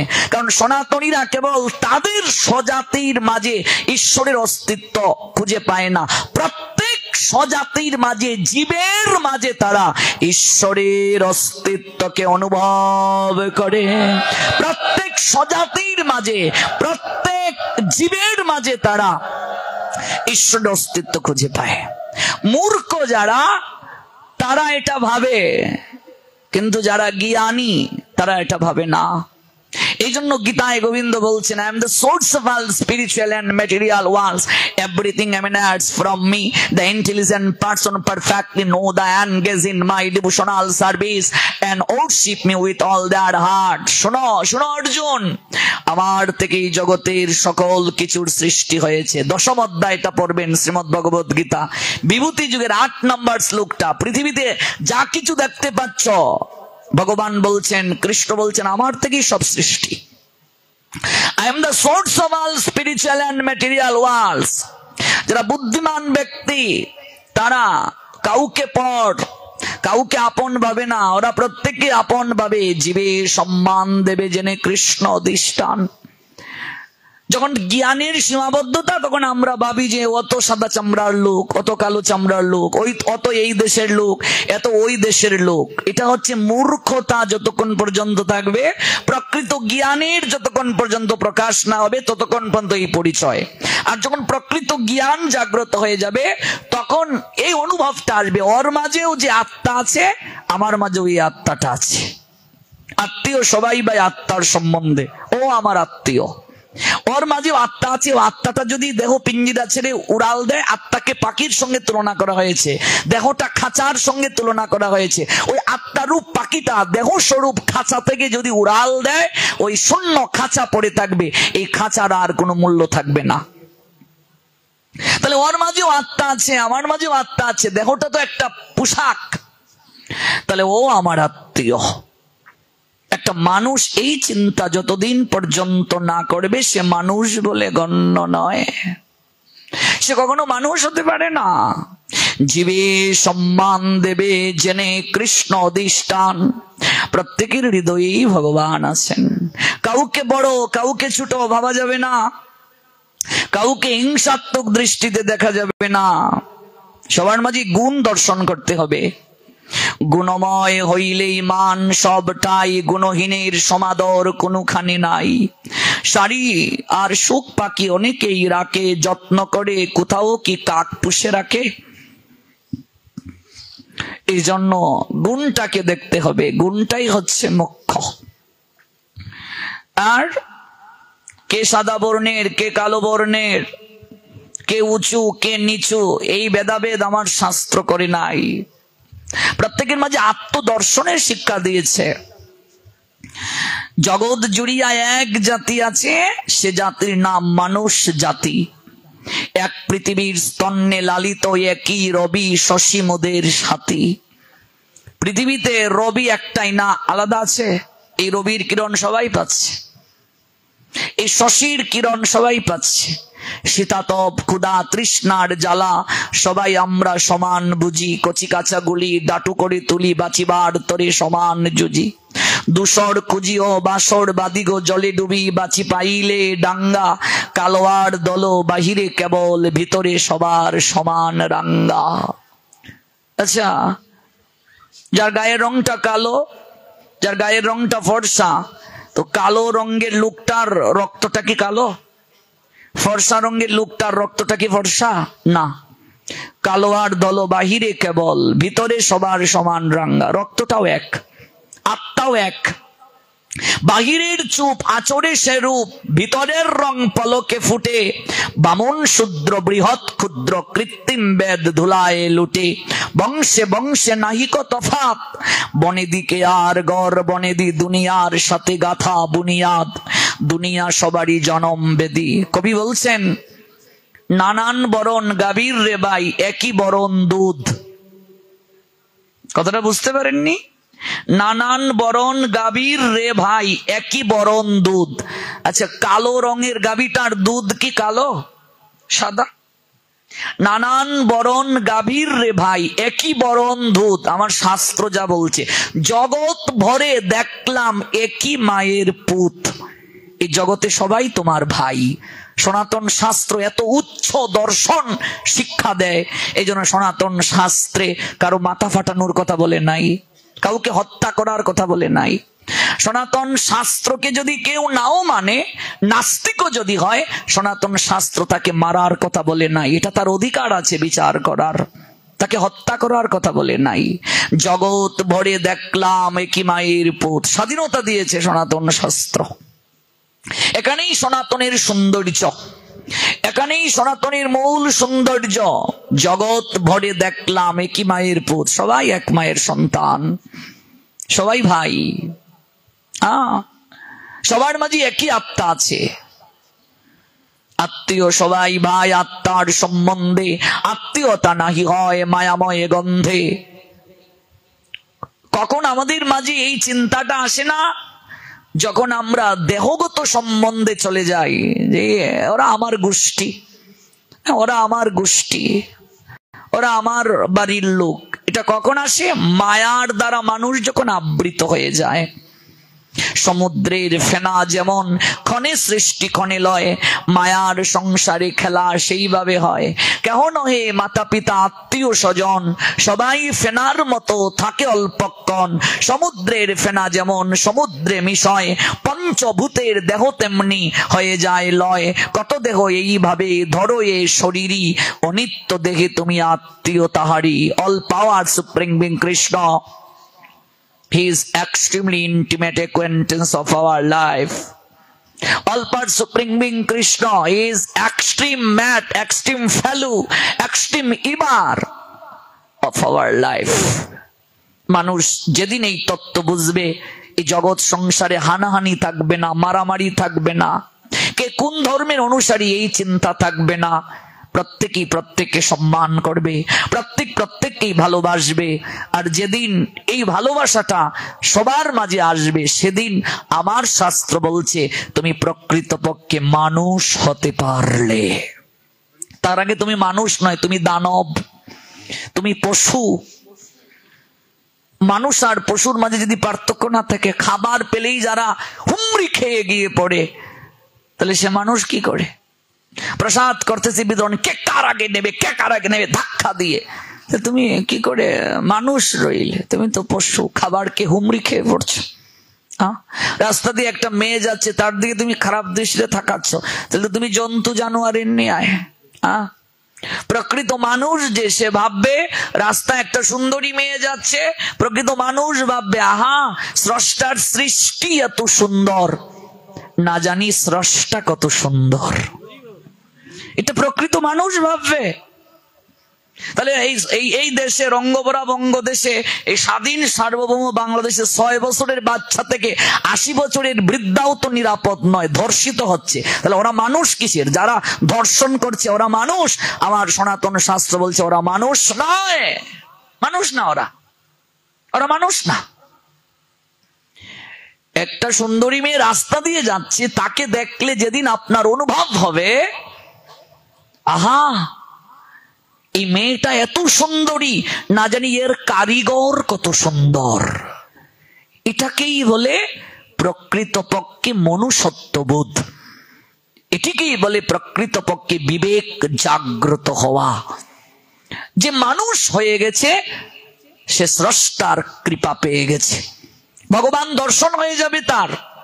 প্রকৃত মানুষ যে, তার ভগবান দর্শন হয়ে যায়। এই জন্য বলছেন কতেক সুকৃতি ফলে মানুষ উত্তম কুলে। মানুষ কুলে যারা জন্ম নেয় ওরা সুকৃতির অধিকারী। এমনিতেই মানুষ কুলে জন্ম আমাদেরকে দেন নাই। আমি যে স্রষ্টার শ্রেষ্ঠ জীব, আমি এটা এমনিতেই পাইনি। এখানে আমার এক্সট্রা কিছু গুণাবলী থাকা দরকার, এক্সট্রা বৈশিষ্ট্য থাকা দরকার অন্যান্যদের থেকে। কজন ভাবে এগুলো? আমরা কজন ভাবি এগুলো? সবাই তো আমরা ধার্মিক ধার্মিক ধার্মিক বলে নিজেদেরকে চিৎকার চেঁচামেচি করি, কিন্তু এই কথাগুলো আমল করি কজন? আমল না করলে হবে না, আমল করাটাই মুখ্য। যতদিন পর্যন্ত আমল কিংবা আচরণ না করব, ততদিন যাবৎ ওই কথার দ্বারা জীবের কল্যাণ হবে না। তাই এই মনুষ্য জীবন প্রাপ্তি ঈশ্বর আরাধনার জন্য, শাস্তে হলে তার জন্যই সাজা দরকার। 3 রাত বসিয়ে রাখা হয়েছে, বলছে মা তুমি কি চাও আমার কাছে বলো, কি চাও? একটা বেশ্যা, তাকে মা বলে যখন হরিদাস ঠাকুর সম্বোধন করলেন, তার নয়ন থেকে ঝরঝর করে জল ঝরছে। কোনদিন তো আমায় এমন করে কেউ ডাকে না। আমি এসেছি ওই সাধুর সঙ্গে দেহ সম্ভোগ করতে, তার সঙ্গে কামনা চরিতার্থ করার জন্য এসেছি। আর ওই সাধু আমাকে মাতৃ সম্বোধন করে মাতৃ স্থান দিয়ে দিলেন, মা বলে সম্বোধন করলেন। অন্তরটা দাঁড় গুমরে গুমরে কেঁদে উঠল, লজ্জায় মস্তকটা তুলতে পারছে না। ঠাকুর, আমি যে কারণে তোমার নিকটে এসেছি আমি এই কথা মুখে আর উচ্চারণ করতে পারবো না। ঠাকুর, এই 3 রাত তোমার নিকটে আমি বসে হরিনাম শ্রবণের পর আমি সিদ্ধান্ত নিয়েছি আমি এসেছি ঠাকুর তোমার চরণে শরণ নিতে। আমি তোমার চরণে শরণ নেওয়ার জন্য এসেছি। আমি জানতাম মা তুই আসবে। রামচন্দ্রকা কতবার আমাকে এই জায়গা থেকে তাড়িয়ে দিতে চেয়েছিল, আমি যাই নাই। একমাত্র তোকে উদ্ধার করব বলে আমি জানতাম তুই আসবে। মারে, তোকে আমি কয়েকটা প্রশ্ন করি মা। এই রামচন্দ্রকা জমিদার তোকে পাঠিয়েছে আমার চরিত্র হনন করার জন্য। তুই রামচন্দ্রকাকে নাচ দেখাস, তাকে সুরা গ্লাসে ঢেলে দেস, কামনা চরিতার্থ করার নিমিত্তে সতত তুই তার সঙ্গিনী। তোকে একটা প্রশ্ন করি মা, যেদিন তোর যৌবন থাকবে না, যেদিন তুই আর নাচতে পারবে না, কারো কামনা পূরণ করতে পারবি না, সেদিনও কি ওই রামচন্দ্রকা তোকে ভালোবাসবে? যা জিজ্ঞেস করে আয় তো, জিজ্ঞেস করে আয় তোর বাবুজিকে, সেদিনও কি ওই রামচন্দ্রকা তোকে ভালোবাসবে? না রে মা, যতদিন পর্যন্ত এই সংসারে মানুষ খাটতে পারে সবাই তাকে ভালোবাসে। যতদিন করে ধন উপার্জন ততদিন বসে থাকে নিজ পরিজন। পরে যখন বৃদ্ধকালে জীর্ণ হয়ে দেহ ডেকেও জিজ্ঞেস করে না কেহ। যতদিন ওই শরীরটাকে তুই বিলিয়ে দিতে পারবে ততদিনই তোকে ভালোবাসবে। ওই শরীর অচল হয়ে গেলে তোকে আর কেউ ভালোবাসবে না। মারে, একমাত্র পরম বান্ধব ভগবান ব্যতীত জগতে আর কেউ নাই। যা জিজ্ঞেস করে আয়। লক্ষ্মীরা বেশ্যা রামচন্দ্রকা জমিদারের নিকটে গিয়ে সকল অলংকার খুলে ঢিল মেরে ফেলে দিল। বস্ত্র আদি অলংকার সারা জীবন উপহার পেয়েছিল যা রামচন্দ্রকা জমিদারকে ফিরিয়ে দিয়ে কাঁদতে কাঁদতে বলছে, বাবু সারা জীবন আপনি আমায় যা দিয়েছেন আমি সকল কিছুই আপনাকে ফিরিয়ে দিচ্ছি। কিরে, অলংকার খুলে ফেললি কেন? সব ফিরিয়ে দিলি কেন? তোকে পাঠিয়েছিলাম ওই সাধুর চরিত্র হনন করার জন্য, তুইও বুঝি তার দলে চলে গেলে? লক্ষ্মীরা বেশ্যা করজুড়ে বলেছিল, বাবু ওই সাধু সাধারণ কেহ নয়। আপনিও যদি একবার তার নৈকট্যে যান আপনিও সকল কিছু ভুলে যাবেন। বাবু, আজ আমি নাচতে পারি বলে আপনি আমায় ভালোবাসেন, আদর করেন, সারা শরীর অলংকার দ্বারা সাজিয়ে দেন, দামি শাড়ি দেন। আমি যেদিন আপনার কামনা পূরণ করতে পারবো না, নাচতে পারবো না, সেদিনও কি আপনি আমায় ভালোবাসবেন? বাবু, আপনি আমায় যেভাবে চালিয়েছেন আমি সেভাবে চলেছি, যেভাবে নাচিয়েছেন আমি সেভাবে নেচেছি। জীবনে আমি আপনার বিরুদ্ধ আচরণ করিনি। আপনি আমায় সারা জীবন যা দিয়েছেন আমি সব ফিরিয়ে দিয়েছি আপনায়। আচল পেতে আপনার কাছে আমি আজ একটা ভিক্ষা চাইবো বাবু, আপনি আমায় দেবেন? বাবু, এই অলংকার শাড়ি যে উপহার পেলাম তা আপনার চরণে নিবেদন করে তার বিনিময়ে আমি আপনার নিকট ভিক্ষা চাইছি। আপনি বাকিটা জীবন আমায় মুক্তি দিয়ে দেন বাবু। এই 4 দেয়ালের মাঝে আমার শ্বাস প্রশ্বাস বন্ধ হয়ে আসছে। আমি বাকিটা জীবন ভক্তির গগনে মুক্ত বিহঙ্গের মতো হরিবল বলে উঠতে চাই বাবু। আমি উঠতে চাই, আপনি আমায় মুক্তি দান করুন। আমি আর নাচবো না বাবু, শুধু যাওয়ার আগে ওই নূপুর সঙ্গে নিয়ে যাচ্ছি। আমি এই চরণে নূপুর পরে নূপুরের রুনুঝুনু শব্দে আপনাকে মোহিত করেছি বাবু। আমি আমার জীবনে আমি আরেকবার সাজবো। যদি কোনোদিন আমি আমার শ্যাম সুন্দর গোবিন্দকে দর্শন করতে পারি, আমি আবার কোনোদিন চরণে নূপুর পড়ব, ওই নূপুরের রুনু জুনু আমার শ্যাম সুন্দর গোবিন্দকে শ্রবণ করানোর জন্য।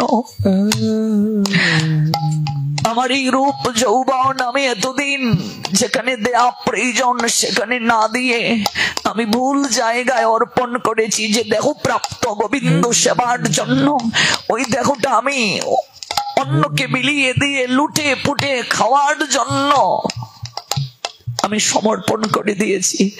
বাবু আমি বেশ্যা, তাই আমি আবার একদিন সাজবো। ওই সাজটা হবে গোবিন্দের জন্য। যদি সাজতে হয় গোবিন্দের জন্যই সাজো। চলে এলেন বেশ্যা জনমের তরে, হরিদাস ঠাকুরের চরণে এসে লুটিয়ে পড়েছিলেন। প্রসঙ্গটা কি ছিল?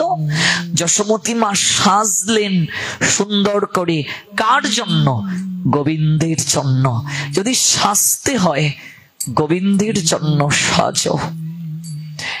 ঠাকুর আমি সব ছেড়ে চলে এসেছি, তাকিয়ে দেখুন আমার গায়ে একটা অলংকারও নেই। আমি সারা জীবনের তরে আমি বেশ্যাবৃত্তি ছেড়ে চলে এসেছি। ঠাকুর আপনি আমায় নাম দিন, আমায় পবিত্র করুন। আমি যে বেশ্যা, আমার কি গতি হবে ঠাকুর? এই নে জপমালা, এই নে বসে বসে লক্ষ নাম করবি। এই নে জপমালা, কণ্ঠে তুলসীর মালা ধারণ কর, জপমালায় হরি নাম কর। তুলসী পত্র গোবিন্দ চরণে অর্পণ কর, প্রসাদী তুলসী পত্র গ্রহণ কর। আমি যে বেশ্যা ঠাকুর,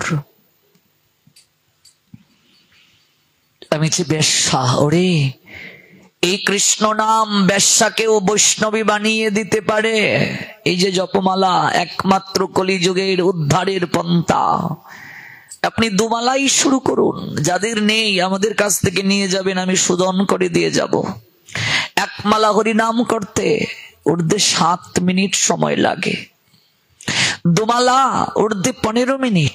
আপনি 24 ঘন্টার মাঝে 15 মিনিট সময়ও যদি গোবিন্দকে না দেন, শেষের দিনে আপনাকে দেখার কি গোবিন্দর সময় থাকবে? যারা বলে এখনো সময় না, একটু বয়স হোক তারপর জপমালা নেব, জীবনে কোনোদিন তাদের আর নেওয়া হবে না। এই দামোদর মাসে যদি আপনি জপমালা শুরু করেন, অধিক থেকে অধিকতর কৃপা পাবেন। যাদের জপমালা নেই, আমাদের কাছে বেশি নেই, হয়তো 10-15টা আছে, কৃপা করে এই জপমালাটা পাঠ অন্তে গ্রহণ করুন। আমি শোধন করে দিয়ে যাব, এই সুযোগটা হয়তো সবার কাছ থেকে পাবেন না। আর নিত্যকর্মের যে শীটটা আমরা পাকুল্লাতে এসেছিলাম, যারা পান নাই 20টা শীট কেবল আছে, শীটটা নিয়ে নেবেন। ঘুম থেকে উঠার পর রাত্রে ঘুমানোর পূর্ব পর্যন্ত আপনার কর্তব্য কি, কি করে আপনি সেবা করবেন, সকল কিছু এই শীটটার মাঝে পাবেন। পাঠ অন্তে আপনারা গ্রহণ করতে পারেন।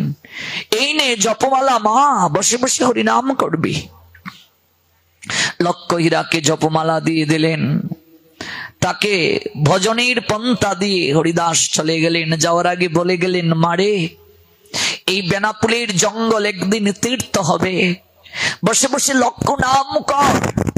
এই নাম বেশ্যা থেকে, কৃষ্ণ নাম তোকে বেশ্যা থেকে একদিন বৈষ্ণবী বানিয়ে দেবে। লক্ষ লক্ষ লোক আসবে এই বেনাপুলের জঙ্গলে তোর চরণ ধুলা নেয়ার জন্য। তোর মতো বেশ্যাকে দর্শনের জন্য লক্ষ লক্ষ লোক আসবে। তীর্থ হবে এই বেনাপুলের জঙ্গল। বর্তমানে এই লীলাটা যেখানে হয়েছিল 500 বছর আগে, বর্তমানে এই স্থানটা হলো বাংলাদেশের যশোর জেলা, শার্শা উপজেলা, বেনাপোল পাটবাড়ি। এখনো গেলে দেখবেন ওই বৃক্ষটা আছে 500 বছর আগের বৃক্ষ, যে বৃক্ষের নিচে বসে হরিনাম করেছিলেন আর রাতের আধারে বেশ্যা এসেছিল সেই সাধুর চরিত্রকে হনন করার জন্য। আজ সেই জায়গায় ওই বেশ্যা বৈষ্ণবী রূপে পূজিত হচ্ছে, দেবী রূপে পূজিত হচ্ছে, মানুষ দেবতা হয়ে যায়। কবি কাজী নজরুল বলছেন, মানুষ দেবতা রূপে পূজিত হয়। মানুষের মাঝে যখন দৈবী গুণ এসে যায় তখন সে আর মানুষ থাকে না, দেবতা হয়ে যায়। সে দেবতা রূপে মানুষ পূজিত হয়। মানুষের মাঝে ওই গুণগুলো যখন আসে, একটিবারও কি নিবৃত্তে ভেবেছি আমি কি সত্যিকার অর্থে মানুষ হতে পেরেছি? একটিবারও কি কখনো ঘুমিয়ে ঘুমিয়ে ভেবেছি মানুষের যতগুলো গুণাবলী অর্জন করা দরকার, কয়টা গুণাবলী আমি অর্জন করছি? আমি সারাদিনে কয়টা মিথ্যে কথা বলি, কয়জনের ক্ষতি করার জন্য চিন্তা করি, অসৎ আচরণ করি। একটা মানুষ তো কখনো এগুলো করবে না। একটা প্রকৃত মানুষ তো কারো ক্ষতি সাধন করতে পারে না। একটা প্রকৃত মানুষ জেনে কোনো জীবকে আঘাত করবে না, স্রষ্টার কোনো জীবকে আঘাত করবে না, সে মানুষ হতে পারে না। একমাত্র এই জন্মেই আমরা এই মানবিক গুণাবলী অর্জন করতে পারি। এই জন্মেই কেবল আমরা দেবত্বের শক্তি অর্জন করতে পারি। এজন্য আমাদের শাস্ত্রে একটা কথা আছে, মানুষ উপরে উঠে সাধনায়। এই জায়গা থেকে এই জায়গায় উঠতে অনেক সাধনা প্রয়োজন। মানুষ উপরে উঠে সাধনায়, ভগবান নেমে আসেন করুণায়। আপনি যখন সাধনা করবেন ভগবান আপনাকে করুণা করবেন, আর উভয়ের মিলন হয় প্রেম যমুনা।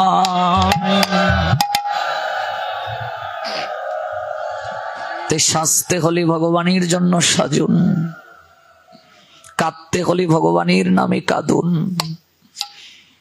জীবন ধন্য হবে। যশোমতী মা আজকে সেই কার্যটাই করছেন। আর দধি মন্থন করছেন নবনীত তৈরি করার জন্য। এদিকে গোবিন্দ নিদ্রায় ছিলেন, তো তার ঘুম ভেঙে গেল। ঘুম ভাঙ্গার পর তিনি বিছানা থেকে নেমে অঙ্গুলি দ্বারা এরকম চোখকে কসলাতে কসলাতে মামা বলে ডেকে ডেকে কাছে আসছেন। ও মা, কোথায় তুমি? তুমি কোথায়? বাচ্চারা যেমন ঘুম থেকে উঠে মাকে না পেলে কাঁদে, গোপালও মাকে না পেয়ে তিনি কাঁদছেন আর বলছেন, মা কোথায় তুমি? কোথায় আছো? কোথায় মা? আমি তো এখানে গোপাল, আমায় কুলে তুলে নাও, আমি কুলে উঠবো, কুলে উঠবো আমি। যশোদা বলছেন, বাছা নীলমণি গোপাল আমার, একটু সবুর করো, এই তো দধি মন্থন আর কিছুটা সময় বাকি, আমি নবনীতটা তুলেই তোমায় কুলে তুলে নেব, নবনীত তুলেই আমি তোমায় কুলে তুলে নেব। যদি নবনীত না তুলি কি ভোজন করবে বাবা? কিন্তু গোপাল তিনি বলছেন, আমি এক্ষুনি কুলে উঠব। অল্পক্ষণ দাঁড়া বাছা, তবে কুলে লব, একটু দাঁড়া না, তারপর কুলে নেব। না শুনি শ্রীহরি যশোদা যত বলে, না মা আমি কুলে উঠব বলিয়া ঘন নয়ন কচালে। তবে নন্দরানী কুলে করিয়া নন্দন মুখে স্তন দিয়া দধি করেন মন্থন। স্তন যুগলটা মুখের মাঝে দিয়ে গোপালকে কুলে নিয়ে দধিটা মন্থন করছেন। হঠাৎ করে গোপালকে বলছেন, বাচ্চা একটু নাম তো বাবা, আমি পাত্রের মাঝে দুগ্ধ আমি চুলায় বসিয়ে এসেছি, এটা উছলে পড়ে যাবে। দেখবেন দুগ্ধ যখন পাত্রের মাঝে দিয়ে অগ্নিতে ফুটানো হয়, দুগ্ধ উছলে পড়ে যায়। যশোদা বলছেন একটু নাম তো বাবা, আমি দুগ্ধটা নামিয়ে আসি। গোপাল বলছে না, আমি নামবো না, আমি কুলে থাকবো, আমি নামবো না। অন্য স্থানে দুগ্ধ আবর্তন হতেছিল, সেই দুগ্ধ উথলিয়া পড়িতে লাগিল। দেখি যশোমতী বলে চাহিয়া গোপালে, দেখো কৃষ্ণ দুগ্ধ সব পড়িছে উতলে। একবার এই কানে থাকো বাছা বসি, দুগ্ধ নামাইয়া নবনীত দিব আসি। শুনি কৃষ্ণ কন যাওয়া, না হবে তোমার সঙ্গ নাহি হয় মাগো আহারো আমার। আগে দুগ্ধ উদর পুরিয়া খাই আমি, তবে মাতা গিয়ে দুগ্ধ রক্ষা করো তুমি। আগে আমার স্তন দুগ্ধ আস্বাদন শেষ হোক, তারপর তুমি গিয়ে ওই যে পাত্রের মাঝে অগ্নিতে গরম করতে চুলায় দুগ্ধ বসিয়েছ, এটা নামাবে। যশোদা জোর করে গোপালকে কুল থেকে নামিয়ে চলে গেলেন দুগ্ধ নামাতে। গোপাল তখন কাঁদতে কাঁদতে বলছেন, আমার থেকে তোমার দুগ্ধটাই বড় হয়ে গেল, তুমি আমাকে কুল থেকে নামিয়ে দুগ্ধ নামাতে গিয়েছো চুলা থেকে। এখানে একটা প্রশ্ন আসতে পারে, ভগবানকে কুল থেকে নামিয়ে সামান্য দুগ্ধ পাত্রে গরম করতে দিয়েছেন চুলায়, সেটা নামাতে কেন গেলেন? তার কারণ হলো ভক্ত সর্বদা ভগবানের থেকেও ভগবানের সেবাটাকে প্রাধান্য দেবে, মনে রাখবে। যশোমতী মা তার প্রগাঢ় সেবানিষ্ঠা, ব্রহ্মা শিব মহান যোগীরা বহুকাল ধ্যান করেও সহজে যাকে পান না, সহজে যাকে পান না স্বয়ং ভগবান। আমি প্রথম দিন আলোচনা করেছি, ভগবানের আবার জন্ম হয় নাকি, ভগবান আবার পৃথিবীতে আসেন নাকি, এগুলো আমি বিস্তৃতভাবে প্রথম দিন ব্যাখ্যা করেছি। যে ব্রহ্মাদি দেবতার দুর্লভ যে চরণ, সেই চরণ সহজে পায় না, আর যশোদা তাকে তিনি পেলেন। করুণা করে ভগবান এলেন প্রেম রস আস্বাদন করার জন্য। প্রেম রস আস্বাদনের মাঝে তার পরম আনন্দ। সনাতন শাস্ত্রের এখানেই শ্রেষ্ঠত্ব। আমি গত তারিখে পাকুল্লায় আমি এই উদাহরণটা দিয়েছিলাম যে অনেকেই বলে যে ভগবান আবার জগতে আসে, সনাতনীরা বলে কেমন কথা, ভগবান আবার জগতে আসবে কেন? এখানেই সনাতন শাস্ত্রের শ্রেষ্ঠত্ব, যখন আপনি এই উদাহরণটা বুঝবেন। আমাদের শাস্ত্রে ভগবান জগতে আসার পশ্চাতে গীতায় বলছেন, when there is a decline in religious practice of descendant of Bharat and the predominant rise of religion, at that time I descend myself to deliver the pious and to annihilate the miscreant as well as establish the principle of religion after millennium. এক রাজা তার মন্ত্রীকে বলেছিলেন, আমি সব মানতে পারি, ভগবান জগতে আসেন এটা আমি মানতে পারি না, ভগবান আবার কারো পুত্র হবেন এটা আবার মানা যায় নাকি? এবার মন্ত্রী ভাবছেন এইভাবে যদি রাজাকে বলা হয় রাজা বুঝবে না, ওকে প্র্যাকটিক্যাল বোঝাতে হবে। তাই মন্ত্রী রাজাকে বললেন, মহারাজ একটু নৌবিহারে যাব আপনাকে নিয়ে, আর একমাত্র রাজকুমার তিনিও যাবেন আমার সঙ্গে, আমার ইচ্ছে। বজ্রায় উঠে নৌবিহারে রওনা দিলেন। তো মাঝ নদীতে এসে হঠাৎ করে একটা হিউমার চড়িয়ে দিলেন মন্ত্রী। মহারাজ, রাজকুমার জলে পড়ে গেছে। মহারাজ বজ্রার কামরায় বিশ্রাম নিচ্ছিলেন, সঙ্গে সঙ্গে দৌড়ে এলেন, এসে বলছেন, কি বলছো মন্ত্রী, কোথায় পড়েছে? এই তো জলে পড়ে গেছে। সঙ্গে সঙ্গে মহারাজ তিনিও বজ্রা থেকে লাফ দিয়ে জলে পড়ে গেলেন। নাকানি ছুপানি খেয়ে মহারাজ বুঝলেন মন্ত্রী ছলনা করেছে। রাজকুমার বজ্রার মাঝেই দণ্ডায়মান। মন্ত্রী, তোমার সাহস কম নয়, তুমি মিথ্যে প্রবঞ্চনা করে আমায় তুমি বজ্রা থেকে জলে নামতে বাধ্য করলে, তোমার গর্দান যাবে। মন্ত্রী বলছে, মহারাজ আপনি আমায় গর্দান দেবেন তাতে দুঃখ নাই, একটা প্রশ্নের উত্তর আপনি আগে দিন, তারপর আমায় গরদান দেবেন। আপনি সকল কার্য করতে আপনি আমাদের আদেশ দেন, কিন্তু যখন বললাম রাজকুমার জলে পড়ে গেছে, আপনি তো আমাদেরকে আদেশ দিতে পারতেন জল থেকে তুলো। আপনি যে অবস্থায়, যে পোশাক পরিচ্ছদ পরিহিত আপনি বিশ্রাম নিচ্ছিলেন, সেই জায়গা থেকে এসে বিচার না করে, কাউকে আদেশ না দিয়ে তৎক্ষণাৎ আপনি ঝাঁপ দিয়ে জলের মাঝে পড়ে গেলেন, কারণটা কি? ওরে মূর্খ, আমার সন্তান জলের মাঝে পড়ে গেছে আর আমি উপরে বসে আনন্দ করব? মন্ত্রী বললেন, মহারাজ, জগতের পিতা কৃষ্ণ জেনাব যে বাপ, পিতৃদ্রোহী পাতকী সে জন্মে জন্মে পায় তাপ। আমাদের শাস্ত্র বলছেন জগৎ পিতা হলেন কৃষ্ণ, আমরা তার সন্তান। আমরা কর্মে বিস্মৃতির কারণে ভবার নবে পড়ে গেছি, ভব সাগরে পড়ে গেছি।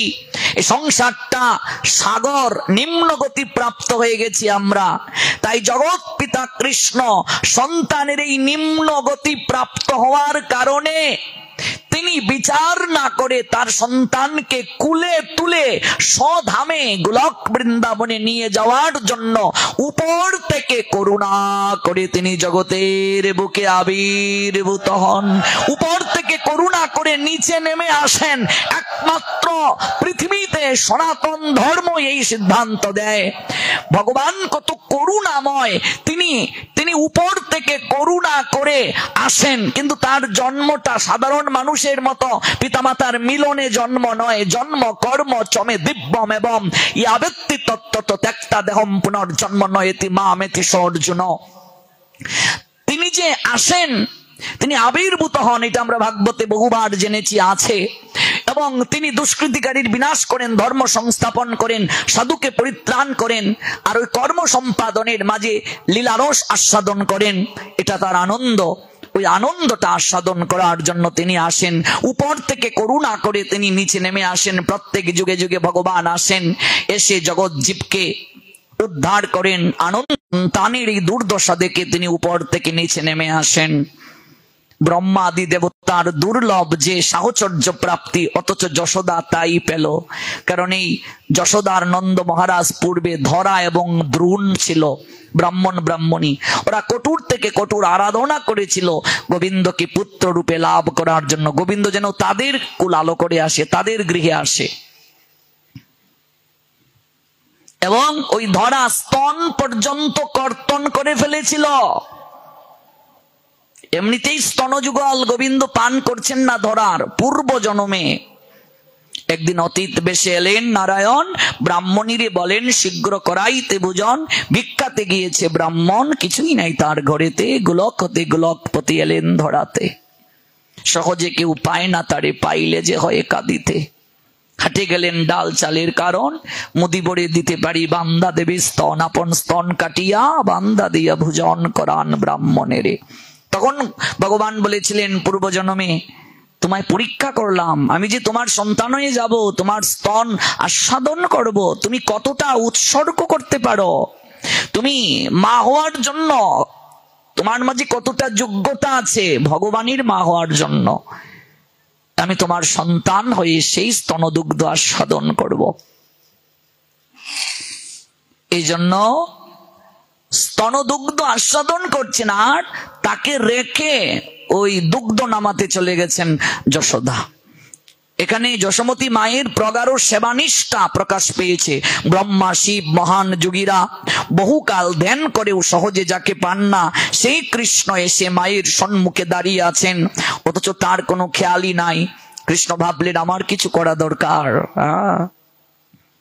মা আমাকে এইভাবে ফেলে চলে গেলেন, দুগ্ধের প্রতি তার এত টান, আমাকে কুল থেকে নামালেন। তাই কৃষ্ণের অভিমান হলো, তিনি একটু অভিমান করলেন, ক্রোধান্বিত হলেন। তখন তিনি মন্থনের যে দণ্ডটা নিশ্চয়ই চিনেন, এই যে দণ্ড দিয়ে এরকম মন্থন করে দধি, ওই মন্থনের দণ্ডটা হাতে নিয়ে ভাণ্ডটা ভেঙ্গে ফেললেন। চারিদিকে যত ভাণ্ড দেখছেন শিকায় রাখা, ঝুলিয়ে রাখা শত শত ভাণ্ড ভাঙতে শুরু করছেন, দণ্ড হাতে নিয়ে ভাঙতে শুরু করেছেন। যত ভাণ্ড আছে সব ভাণ্ড ভাঙতে শুরু করছেন। মন্থনের দণ্ড আদি পরিততা ছিল, তাই লয়ে সেই দধি পাত্রে প্রহারিল। দধি ভাণ্ড বেদে গৃহে প্রবেশেন বেগে, যা দেখেন সন্মুখে সকলই ভাঙ্গে রাগে। ক্ষীর স্বর নবনীত ছিল শকটেতে, ভাঙ্গিলেন কৃষ্ণ ক্রোধে শিলারও আঘাতে। আর পাশে এক খণ্ড শিলা দেখলেন, তা দিয়েও হাতে নিয়ে যা পাচ্ছেন সব ভাঙছেন। দধি দুগ্ধ বেসে যায় নদীরও সমান, দেখি কৃষ্ণচন্দ্র হন সহাস্য বয়ান। হঠাৎ তাকিয়ে দেখেন সকারাও আসছে, বলছে এই পেলি যত পারি খা। সব সকারা মুখে তুলে দিচ্ছে। তারপর বানরদেরকে ডাকছেন, তোরাও আয়। আর মা তো এইদিকে ওই দুগ্ধটাকে গরম করছেন, আর এই সুযোগে বানরদের মুখে তুলে দিচ্ছে, সকাদের মুখে তুলে দিচ্ছে। আর মৃত্তিকার মাঝে আপন মনে খেলা করছেন। এই মৃত্তিকা, এই ধরণী মা সব সহ্য করতে পারেন। দুতলা, তিনতলা নয়, 100 তলা 200 তলা পর্যন্ত উন্নত বিশ্বে বিল্ডিং করা হয়। এর ভার বহন করছে ধরণী মা। কিন্তু আমাদের শাস্ত্রে আছে, একটা অসাধু পাপী অত্যাচারী, তার নিঃশ্বাস তিনি সহ্য করতে পারেন না, তার বড় কষ্ট হয়। এই জন্য তিনি ক্লান্ত থাকেন, শ্রান্ত থাকেন। তিনি প্রেম দধি প্রাপ্তির জন্য, শীতলতা প্রাপ্তির জন্য অপেক্ষা করেন। এই জন্য দেখবে দধির ভাণ্ড ভাঙ্গা হয় নাম সংকীর্তনের পর, মস্তক থেকে দধির ভাণ্ড ফেলা হয়। গোবিন্দ ওই দধির ভাণ্ড ভাঙলেন, আর মেজের মাঝে গড়িয়ে পড়ছে। তো ওই ধরণী মাস পরম আনন্দ পেলেন। আহা, আজ গোবিন্দের চরণ যুগল স্পর্শ মিশ্রিত আমি এই দধি স্পর্শ পেলাম। ধরণী মা আনন্দ পাচ্ছেন, সকাদেরকে খাওয়াচ্ছেন। আর গতকাল বলেছিলাম বানরদের মুখে কেন তুলে দিচ্ছেন, বানরদের মুখেও তুলে দিচ্ছেন। তারা সব ননি খেয়ে পুরায় উদর। সকাদের যখন পেট ভরে গেছে, তবে কৃষ্ণ ডাকে যত বনেরও বাদর, যত বাদর আছে বলছে তোরাও আয়। ক্ষীর স্বর মাখন ছিল যাহা গৃহেতে, সব ফুরাইল কপিগণে দিতে দিতে। যত ভাণ্ড ছিল সব ভাঙ্গে ক্রোধ ভরে, পরে নবনীত দেখে শিকার উপরে। হঠাৎ তাকিয়ে দেখছে আরো কয়েকটা ভাণ্ড শিকার উপরে আছে। মন্থনের দণ্ড দিয়া ছিদ্র করি তার, তলায় প্রফুল্ল মুখ করেন বিস্তার। মন্থনের দণ্ড দিয়ে এরকম টুস দিয়েছে, ছিদ্র হয়ে গেছে, আর এরকম থেকে ঝরঝর করে ঝরছে। আর গোপাল এরকম জিহ্বা বার করে রেখেছে। সুকেতে করেন হরি নবনী আহার, বদনের দুই পাশে বহে দুই ধার। সেই সময়ে তাহে যত শোভা হয়েছিল, বেদব্যাস সেই বর্ণনা করিতে নারিল। কি যে আনন্দ! এই আনন্দের বর্ণনা বলছেন বেদব্যাস, আমি নিজেও করতে পারছি না। হঠাৎ যশোমতী মা বললেন, ও মা, আমি আমার গোপালটাকে কুল থেকে নামিয়ে রেখেছি,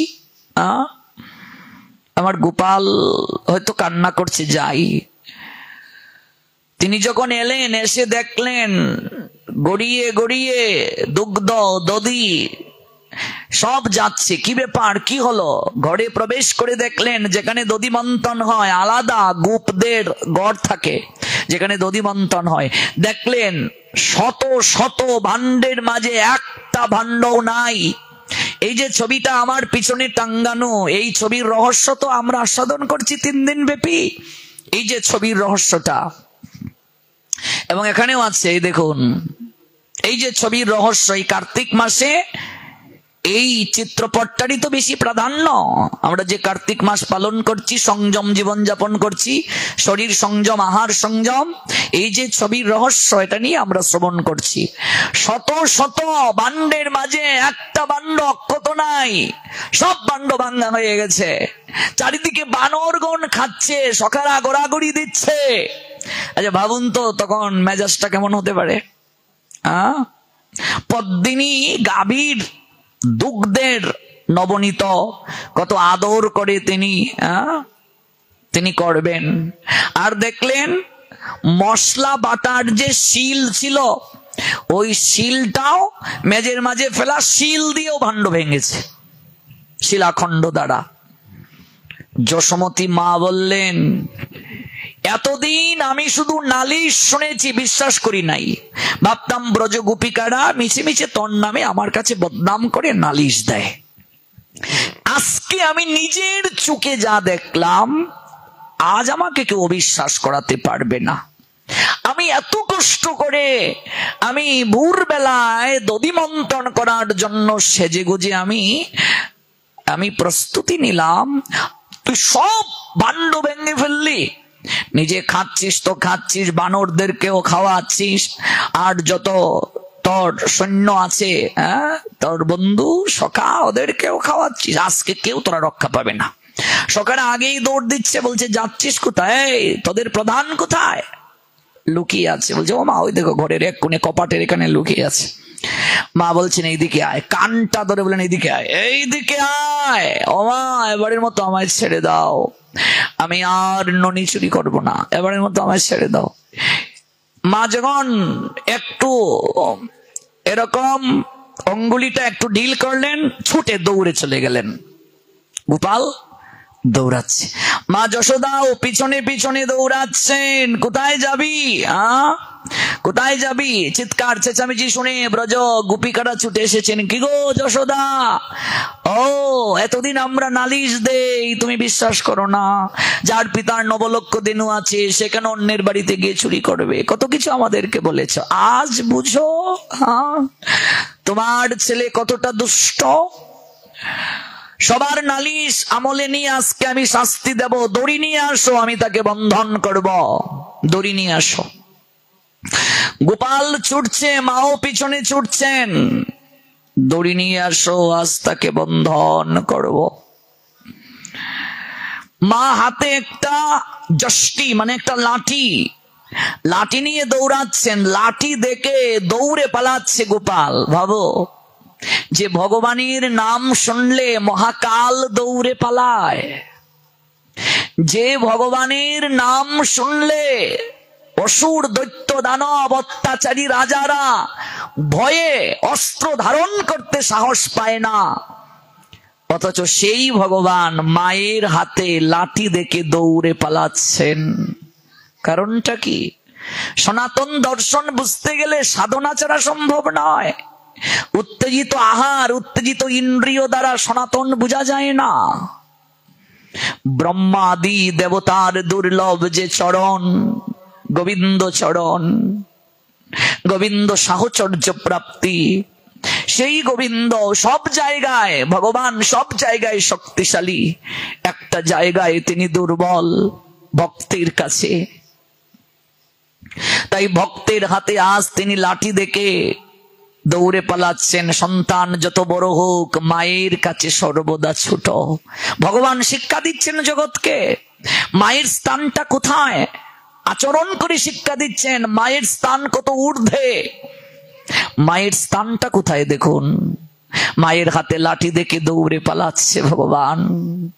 ভগবান স্বয়ং দৌড়াচ্ছে, ভগবান কি আর পালায়?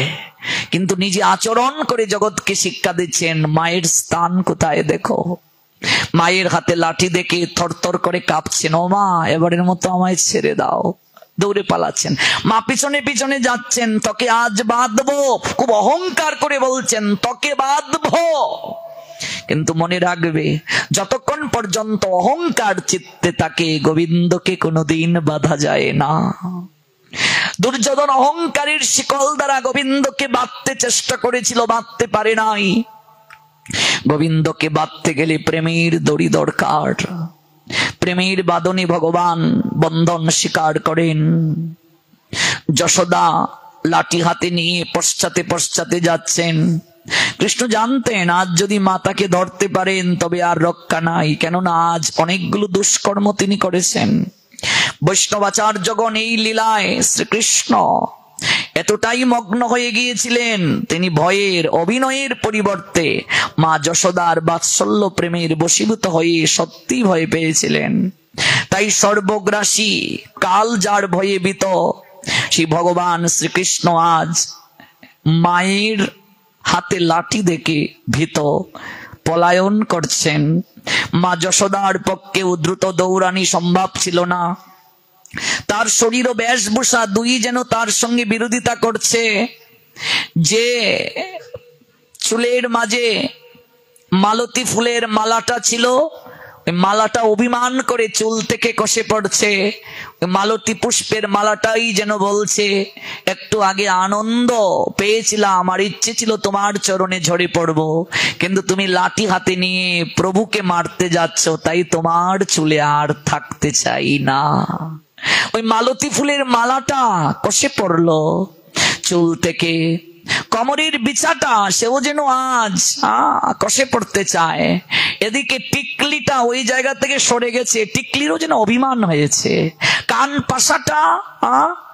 পাশাটাও কান থেকে খুলে গেল। হাতের কঙ্কন গুলো আপনা থেকেই যশোদার হাত থেকে কষে পড়ছে। ওরা বলছে, ও মা, যার চরণে ব্রহ্মাদি দেবতারা লুটিয়ে পড়ে, তুমি তাকে মারতে চাও, ওই হাতে আমরা থাকতে চাই না, আমরা থাকতে চাই না। হাত থেকে কঙ্কন গুলো যেন কষে পড়ছে, বিছাটা কষে যেতে চাচ্ছে। মালতী পুষ্পের মালাটা চুল থেকে কষে পড়লো, কঙ্কন গুলো কষে পড়ছে। কানাই একবার দাঁড়া। গোকুলের রাস্তায় দৌড়াচ্ছে, ব্রজ গোপিকারা ঘর থেকে বের হয়ে আসছেন। কেউ নিজ নিজ ঘর থেকে দড়ি নিয়ে আসছে। আজ আমাদের এতদিনের নালিশ যশোদা আমলে নেবে, কারণ যশোদার ঘরেও আজ এত বান্ড ভাঙ্গা হয়েছে। দুরন্ত কৃষ্ণ এদিক সেদিক দৌড়াতে লাগলেন, কিন্তু নিতম্ব বাড়ি যশোদা দেবীর গতি মন্তর হলো। ঘরমাক্ত কলেবর অবস্থায় মাথায় কবরী খুলে গেল। কৃষ্ণ পেছন দিকে তাকিয়ে দেখতে চাইলেন, দেখি মা কত দূরে আছে। কিন্তু যশোদা দৌড়াচ্ছেন, ধরতে পারছেন না। মা ঘেমে গেলেন, আর পারছেন না। গোপাল, আর পারছি না বাবা। যখন যশোদা কাতর কণ্ঠে বললেন, গোপাল আর পারছি না, সঙ্গে সঙ্গে গোবিন্দ দাঁড়িয়ে গেলেন। এমন করে কেউ যদি আমায় ডাকে, আমার চলার পথে চরণটা থেমে যায়। ভক্ত যখন এমন করে নয়ন নীরে বেশে একবার আমায় হা গোবিন্দ বলে, হা গোপাল বলে ডাকে, আমার চলার গতিটা থেমে যায়, আমার চরণ থেমে যায়। গোবিন্দ থামলেন। গোপাল, কানাই, আমি আর পারছি না, আর দৌড়াস নে বাবা। থেমে গেলেন গোবিন্দ। ভাগবত আচার্য বলছেন, যতক্ষণ গোবিন্দ প্রেমে বশীভূত না হন, ভক্ত যতক্ষণ ভগবানকে প্রেমে বশীভূত করতে না পারবে, প্রেম সুহাগ বলে না ডাকবে, ততক্ষণ পর্যন্ত গোবিন্দ কখনো ভক্তকে ধরা দেওয়ার জন্য দাঁড়ান না। ভক্ত যখন প্রেমার ভক্তি ভরে ভগবানকে ডাকে, ভগবান তখন দাঁড়িয়ে যান, ভগবান তখন ধরা দেন, ভগবানকে তখন ছোঁয়া যায়। গোবিন্দ থামিয়ে গেলেন। যশোদা এক পা দুপা করে এগিয়ে ডান হাতটা খপ করে ধরলেন। আর কোথায় পালাবি? একটু আগে কেঁদে কেঁদে বলেছিলেন, কানাই, গোপাল, আমি আর পারছি না বাবা। এখন ধরলেন, এবার গলার জোর বেড়ে গেল। কোথায় পালাবি? ডান হাতটা ধরে আর কানটা ধরে এই দিকে আয়, টেনে হিসড়ে ওই রাস্তা থেকে আঙ্গিনায় নিয়ে এলেন। রোহিণী, কোথায় আছিস? উদুকলটা এইদিকে নিয়ে আয়। উদুকল মানে বুঝেন তো, আমাদের সিলেটি ভাষায় বলে গাইল। আপনারা এখানে এই টাঙ্গাইলের লোক কি বলে আমি জানি না। উদুকলটা কি করে বুঝাবো বলুন? এই দেখুন, এই যে উদুকল, এই যে দেখুন উদুকল মানে আগেরকার দিনে ওই ধান এটার মাঝে রেখে আমাদের সিলেটি ভাষায় বলে সেখাইট বা বাসরা, এগুলো দিয়ে এরকম দিয়ে দিয়ে ধান থেকে চাল বের করা হতো। এটা কিন্তু ঢেকি নয়, বা চাল থেকে গুড়ি হতো করা। এটা গাজীপুরের লোক কি বলে বা টাঙ্গাইলের লোক কি বলে? হ্যাঁ, গাইল। আপনারা গাইল বলেন? গাইল চিনতে পারেননি? হ্যাঁ, ওই যে এটা হচ্ছে কাঠ বা বিভিন্ন গাছের ইয়ে দিয়ে তৈরি হয়, তারপর ওই জায়গাটা এমন এমন থাকে, এটার মাঝে ধান দিয়ে আগেরকার সময়ে এরকম ধান থেকে চাল হতো করা, চাল থেকে গুড়ি হতো করা, এটাকে শাস্ত্রীয় ভাষা সংস্কৃত ভাষায় বলে উদুকল। এটা কিন্তু ঢেকি না, ঢেকি আলাদা, এটাকে বলে উদুকল। এই দেখুন উদুকল, এই যে এখানে আছে উদুকল, এই দেখুন উদুকল। এই উদুকলের মাঝে চাল থেকে গুড়ি হতো করা, এই চালটা রেখে, চাল ভিজিয়ে রেখে, চাল রেখে তারপর কোনো গাছের ইয়ে কিংবা ডালা কিংবা কোনো কাঠের ডালা, তার মাঝে একটা পাথরের ইয়ে জাতীয় ঢুকিয়ে এরকম এরকম দেয়া হতো। কেমন, ইউটিউব সার্চ করলেও পাবে। উদুকলে চাল থেকে গুড়ি হতো করা, উদুকলে ধান থেকে চাল তৈরি করা হতো, আর ঢেকি দিয়েও করা হতো। ঢেকি তো একটা আরেক বিষয়, ঢেকি তো এইভাবে দিয়ে এরকম দেওয়া হতো, এরকম দেওয়া হতো। কেমন, তো এই উদুকল, রোহিণী উদুকলটা ওই উদুকল, উদুকলের মাঝে বাঁধবে, মানে গাইলের মাঝে বাঁধবে। আমরা সিলেটি লোকেরা মানে এগুড়ে কই গাইল, গাইলার শেখাইট, এগু মানে গাইলের মাঝে ওই চাউল দিয়া ইটা দিয়া শেখাইট দেয় মনে মন দিয়া, তো চাউল থেকে ওটা গুড়ি বানানো হইতো, ইটা সিলেটিরা কয় এগুড়ে গাইলার শেখাইট বা বাসরা। তো ওই উদুকলের মাঝে তো বাঁধবেন, দড়ি নিয়ে আয়। এবার গোপালের, আচ্ছা দেখুন তো এই ছোট্ট গোপাল, তার কোমরের আর কতটুকু সাইজ, কিন্তু ওই দড়ি দিয়ে যখন এইভাবে বাঁধবেন, দেখেন যশোদা 2 আঙ্গুল কম পড়ে যায়, দড়িটা 2 আঙ্গুল কম। রোহিণী আরো দড়ি দে, ওই দড়ির সঙ্গে আরো দড়ি জুড়ে দিচ্ছেন, কিন্তু বাঁধতে গিয়ে দেখেন 2 আঙ্গুল কম। ব্রজ গোপিকারা আরো দড়ি দিল, একটার সঙ্গে আরেকটা জুড়ে দেয়া হলো, যতবার বাঁধতে চান কেবল 2 আঙ্গুলই কম থাকে। আচ্ছা এটা কি মেনে নেওয়া যায় নাকি? এখানে একটা তত্ত্ব আছে, যতক্ষণ পর্যন্ত অহংকার থাকবে চিত্তে ততক্ষণ পর্যন্ত ভগবানকে বাধা যায় না। যশোদার মনে অহংকার ছিল, আমি ধরেছি, কিন্তু গোবিন্দ যদি করুণা করে ধরা না দিতেন, যশোদা কি তাকে ধরতে পারতেন? যখন ধরে নিলেন, ধরার আগে বললেন গোপাল আমি আর পারছি না দৌড়াতে। যখন গোবিন্দ বা গোপাল দাঁড়িয়ে গেলেন, ডান হাত ধরে কানটা ধরে টেনে নিয়ে এলেন, তখন অহংকার আবার এসে গেল, আমি ধরেছি তোকে, কিন্তু বাঁধতে গিয়ে বাঁধতে পারছেন না। যতবার দড়ি জুড়ে দিচ্ছেন 2 আঙ্গুল ফাঁক রয়ে গেল, 2 আঙ্গুল ফাঁক। যার কোমর মাত্র 1 মুষ্টি, কিন্তু 100 হাত দড়ি দিয়েও তাকে বাধা যাচ্ছে না। তখন গোপীরা বলতে লাগলো, দেখো যশোদা, ওর কোমরে ছোট্ট সুতোই বাঁধা, কিঙ্কিনি কেমন রুনুঝুনু বাজছে দেখো। আরে তো দড়ি দিয়েও তুমি তাকে বাঁধতে পারছো না, হয়তো ওর কপালে আজ বন্ধন নাই। যশোদা বললেন, আজ যদি সন্ধ্যা হয়ে যায়, গ্রামের সমস্ত দড়ি আমি সংগ্রহ করে ওকে বাঁধবো, ছাড়বো না। ভক্ত যখন চেষ্টা করেন, ওই চেষ্টার নাম সাধনা। ভালো করে বুঝবে লীলার তত্ত্ব। সাধনা ব্যতীত ভগবানকে প্রাপ্তি সম্ভব নয়, ভগবানের করুণা সম্ভব নয়। একবার না পারিলে দেখো শতবার, এই শিক্ষাটাও দিচ্ছেন যশোদা, ভগবান এই শিক্ষাটাও দিচ্ছেন যশোদাকে দিয়ে। 2 আঙ্গুল বারবার ফাঁক থাকে, এই 2 আঙ্গুলের ব্যাখ্যা দিচ্ছেন ভাগবতাচার্যগণ। 1 আঙ্গুল হলো ভক্তের চেষ্টা, আরেক আঙ্গুল হলো ভগবানের করুণা। ভক্ত যখন চেষ্টা করেন, ভগবান তখন করুণা করে নিজেকে ভক্তের নৈকট্যে নিয়ে আসেন। ভক্ত আর ভগবানের 2 আঙ্গুল ফাঁক, ভক্ত আর ভগবানের দূরত্ব হলো 2 আঙ্গুল। 1 আঙ্গুল হলো ভক্তের সাধনা, আরেক আঙ্গুল হলো ভগবানের করুণা। ওই সাধনা ব্যতীত ভগবানের করুণা পাওয়া যায় না। শুয়ে শুয়ে খেয়ে খেয়ে কখনো ভগবান পাওয়া যায় না, সাধনা ছাড়া। যখন ক্লান্ত হয়ে গেলেন যশোমতী মা, আমি আর পারবো না, আমার পক্ষে আর সম্ভব নয়, যিনি স্বীয় মায়া রজ্জুতে নিখিল জগৎকে বন্ধন করে রেখেছেন, তিনি আজ মায়ের রজ্জু বন্ধনে আবদ্ধ হবেন। হ্যাঁ, যখন যশোদার মাঝে অভিমান দূরে গেল, নয়ন থেকে অশ্রু ঝরলো, আমি কি পারবো না তাহলে? সঙ্গে সঙ্গে যশোমতী মা গোপালকে বন্ধন করতে সমর্থ হলেন। জয় জয় ভগবান শ্রী দামোদর প্রীতি প্রেমানন্দে। হরি বল। দাম শব্দের অর্থ দড়ি, সংস্কৃত শব্দ। উদর মানে পেট, ওই পেটের মাঝে দড়ি দিয়ে বাঁধা, এই জন্য এটার নাম দামোদর। এই কার্তিক মাসকে বলা হয় দামোদর মাস। ওই পেটের মাঝে দড়ি দিয়ে বাঁধলেন।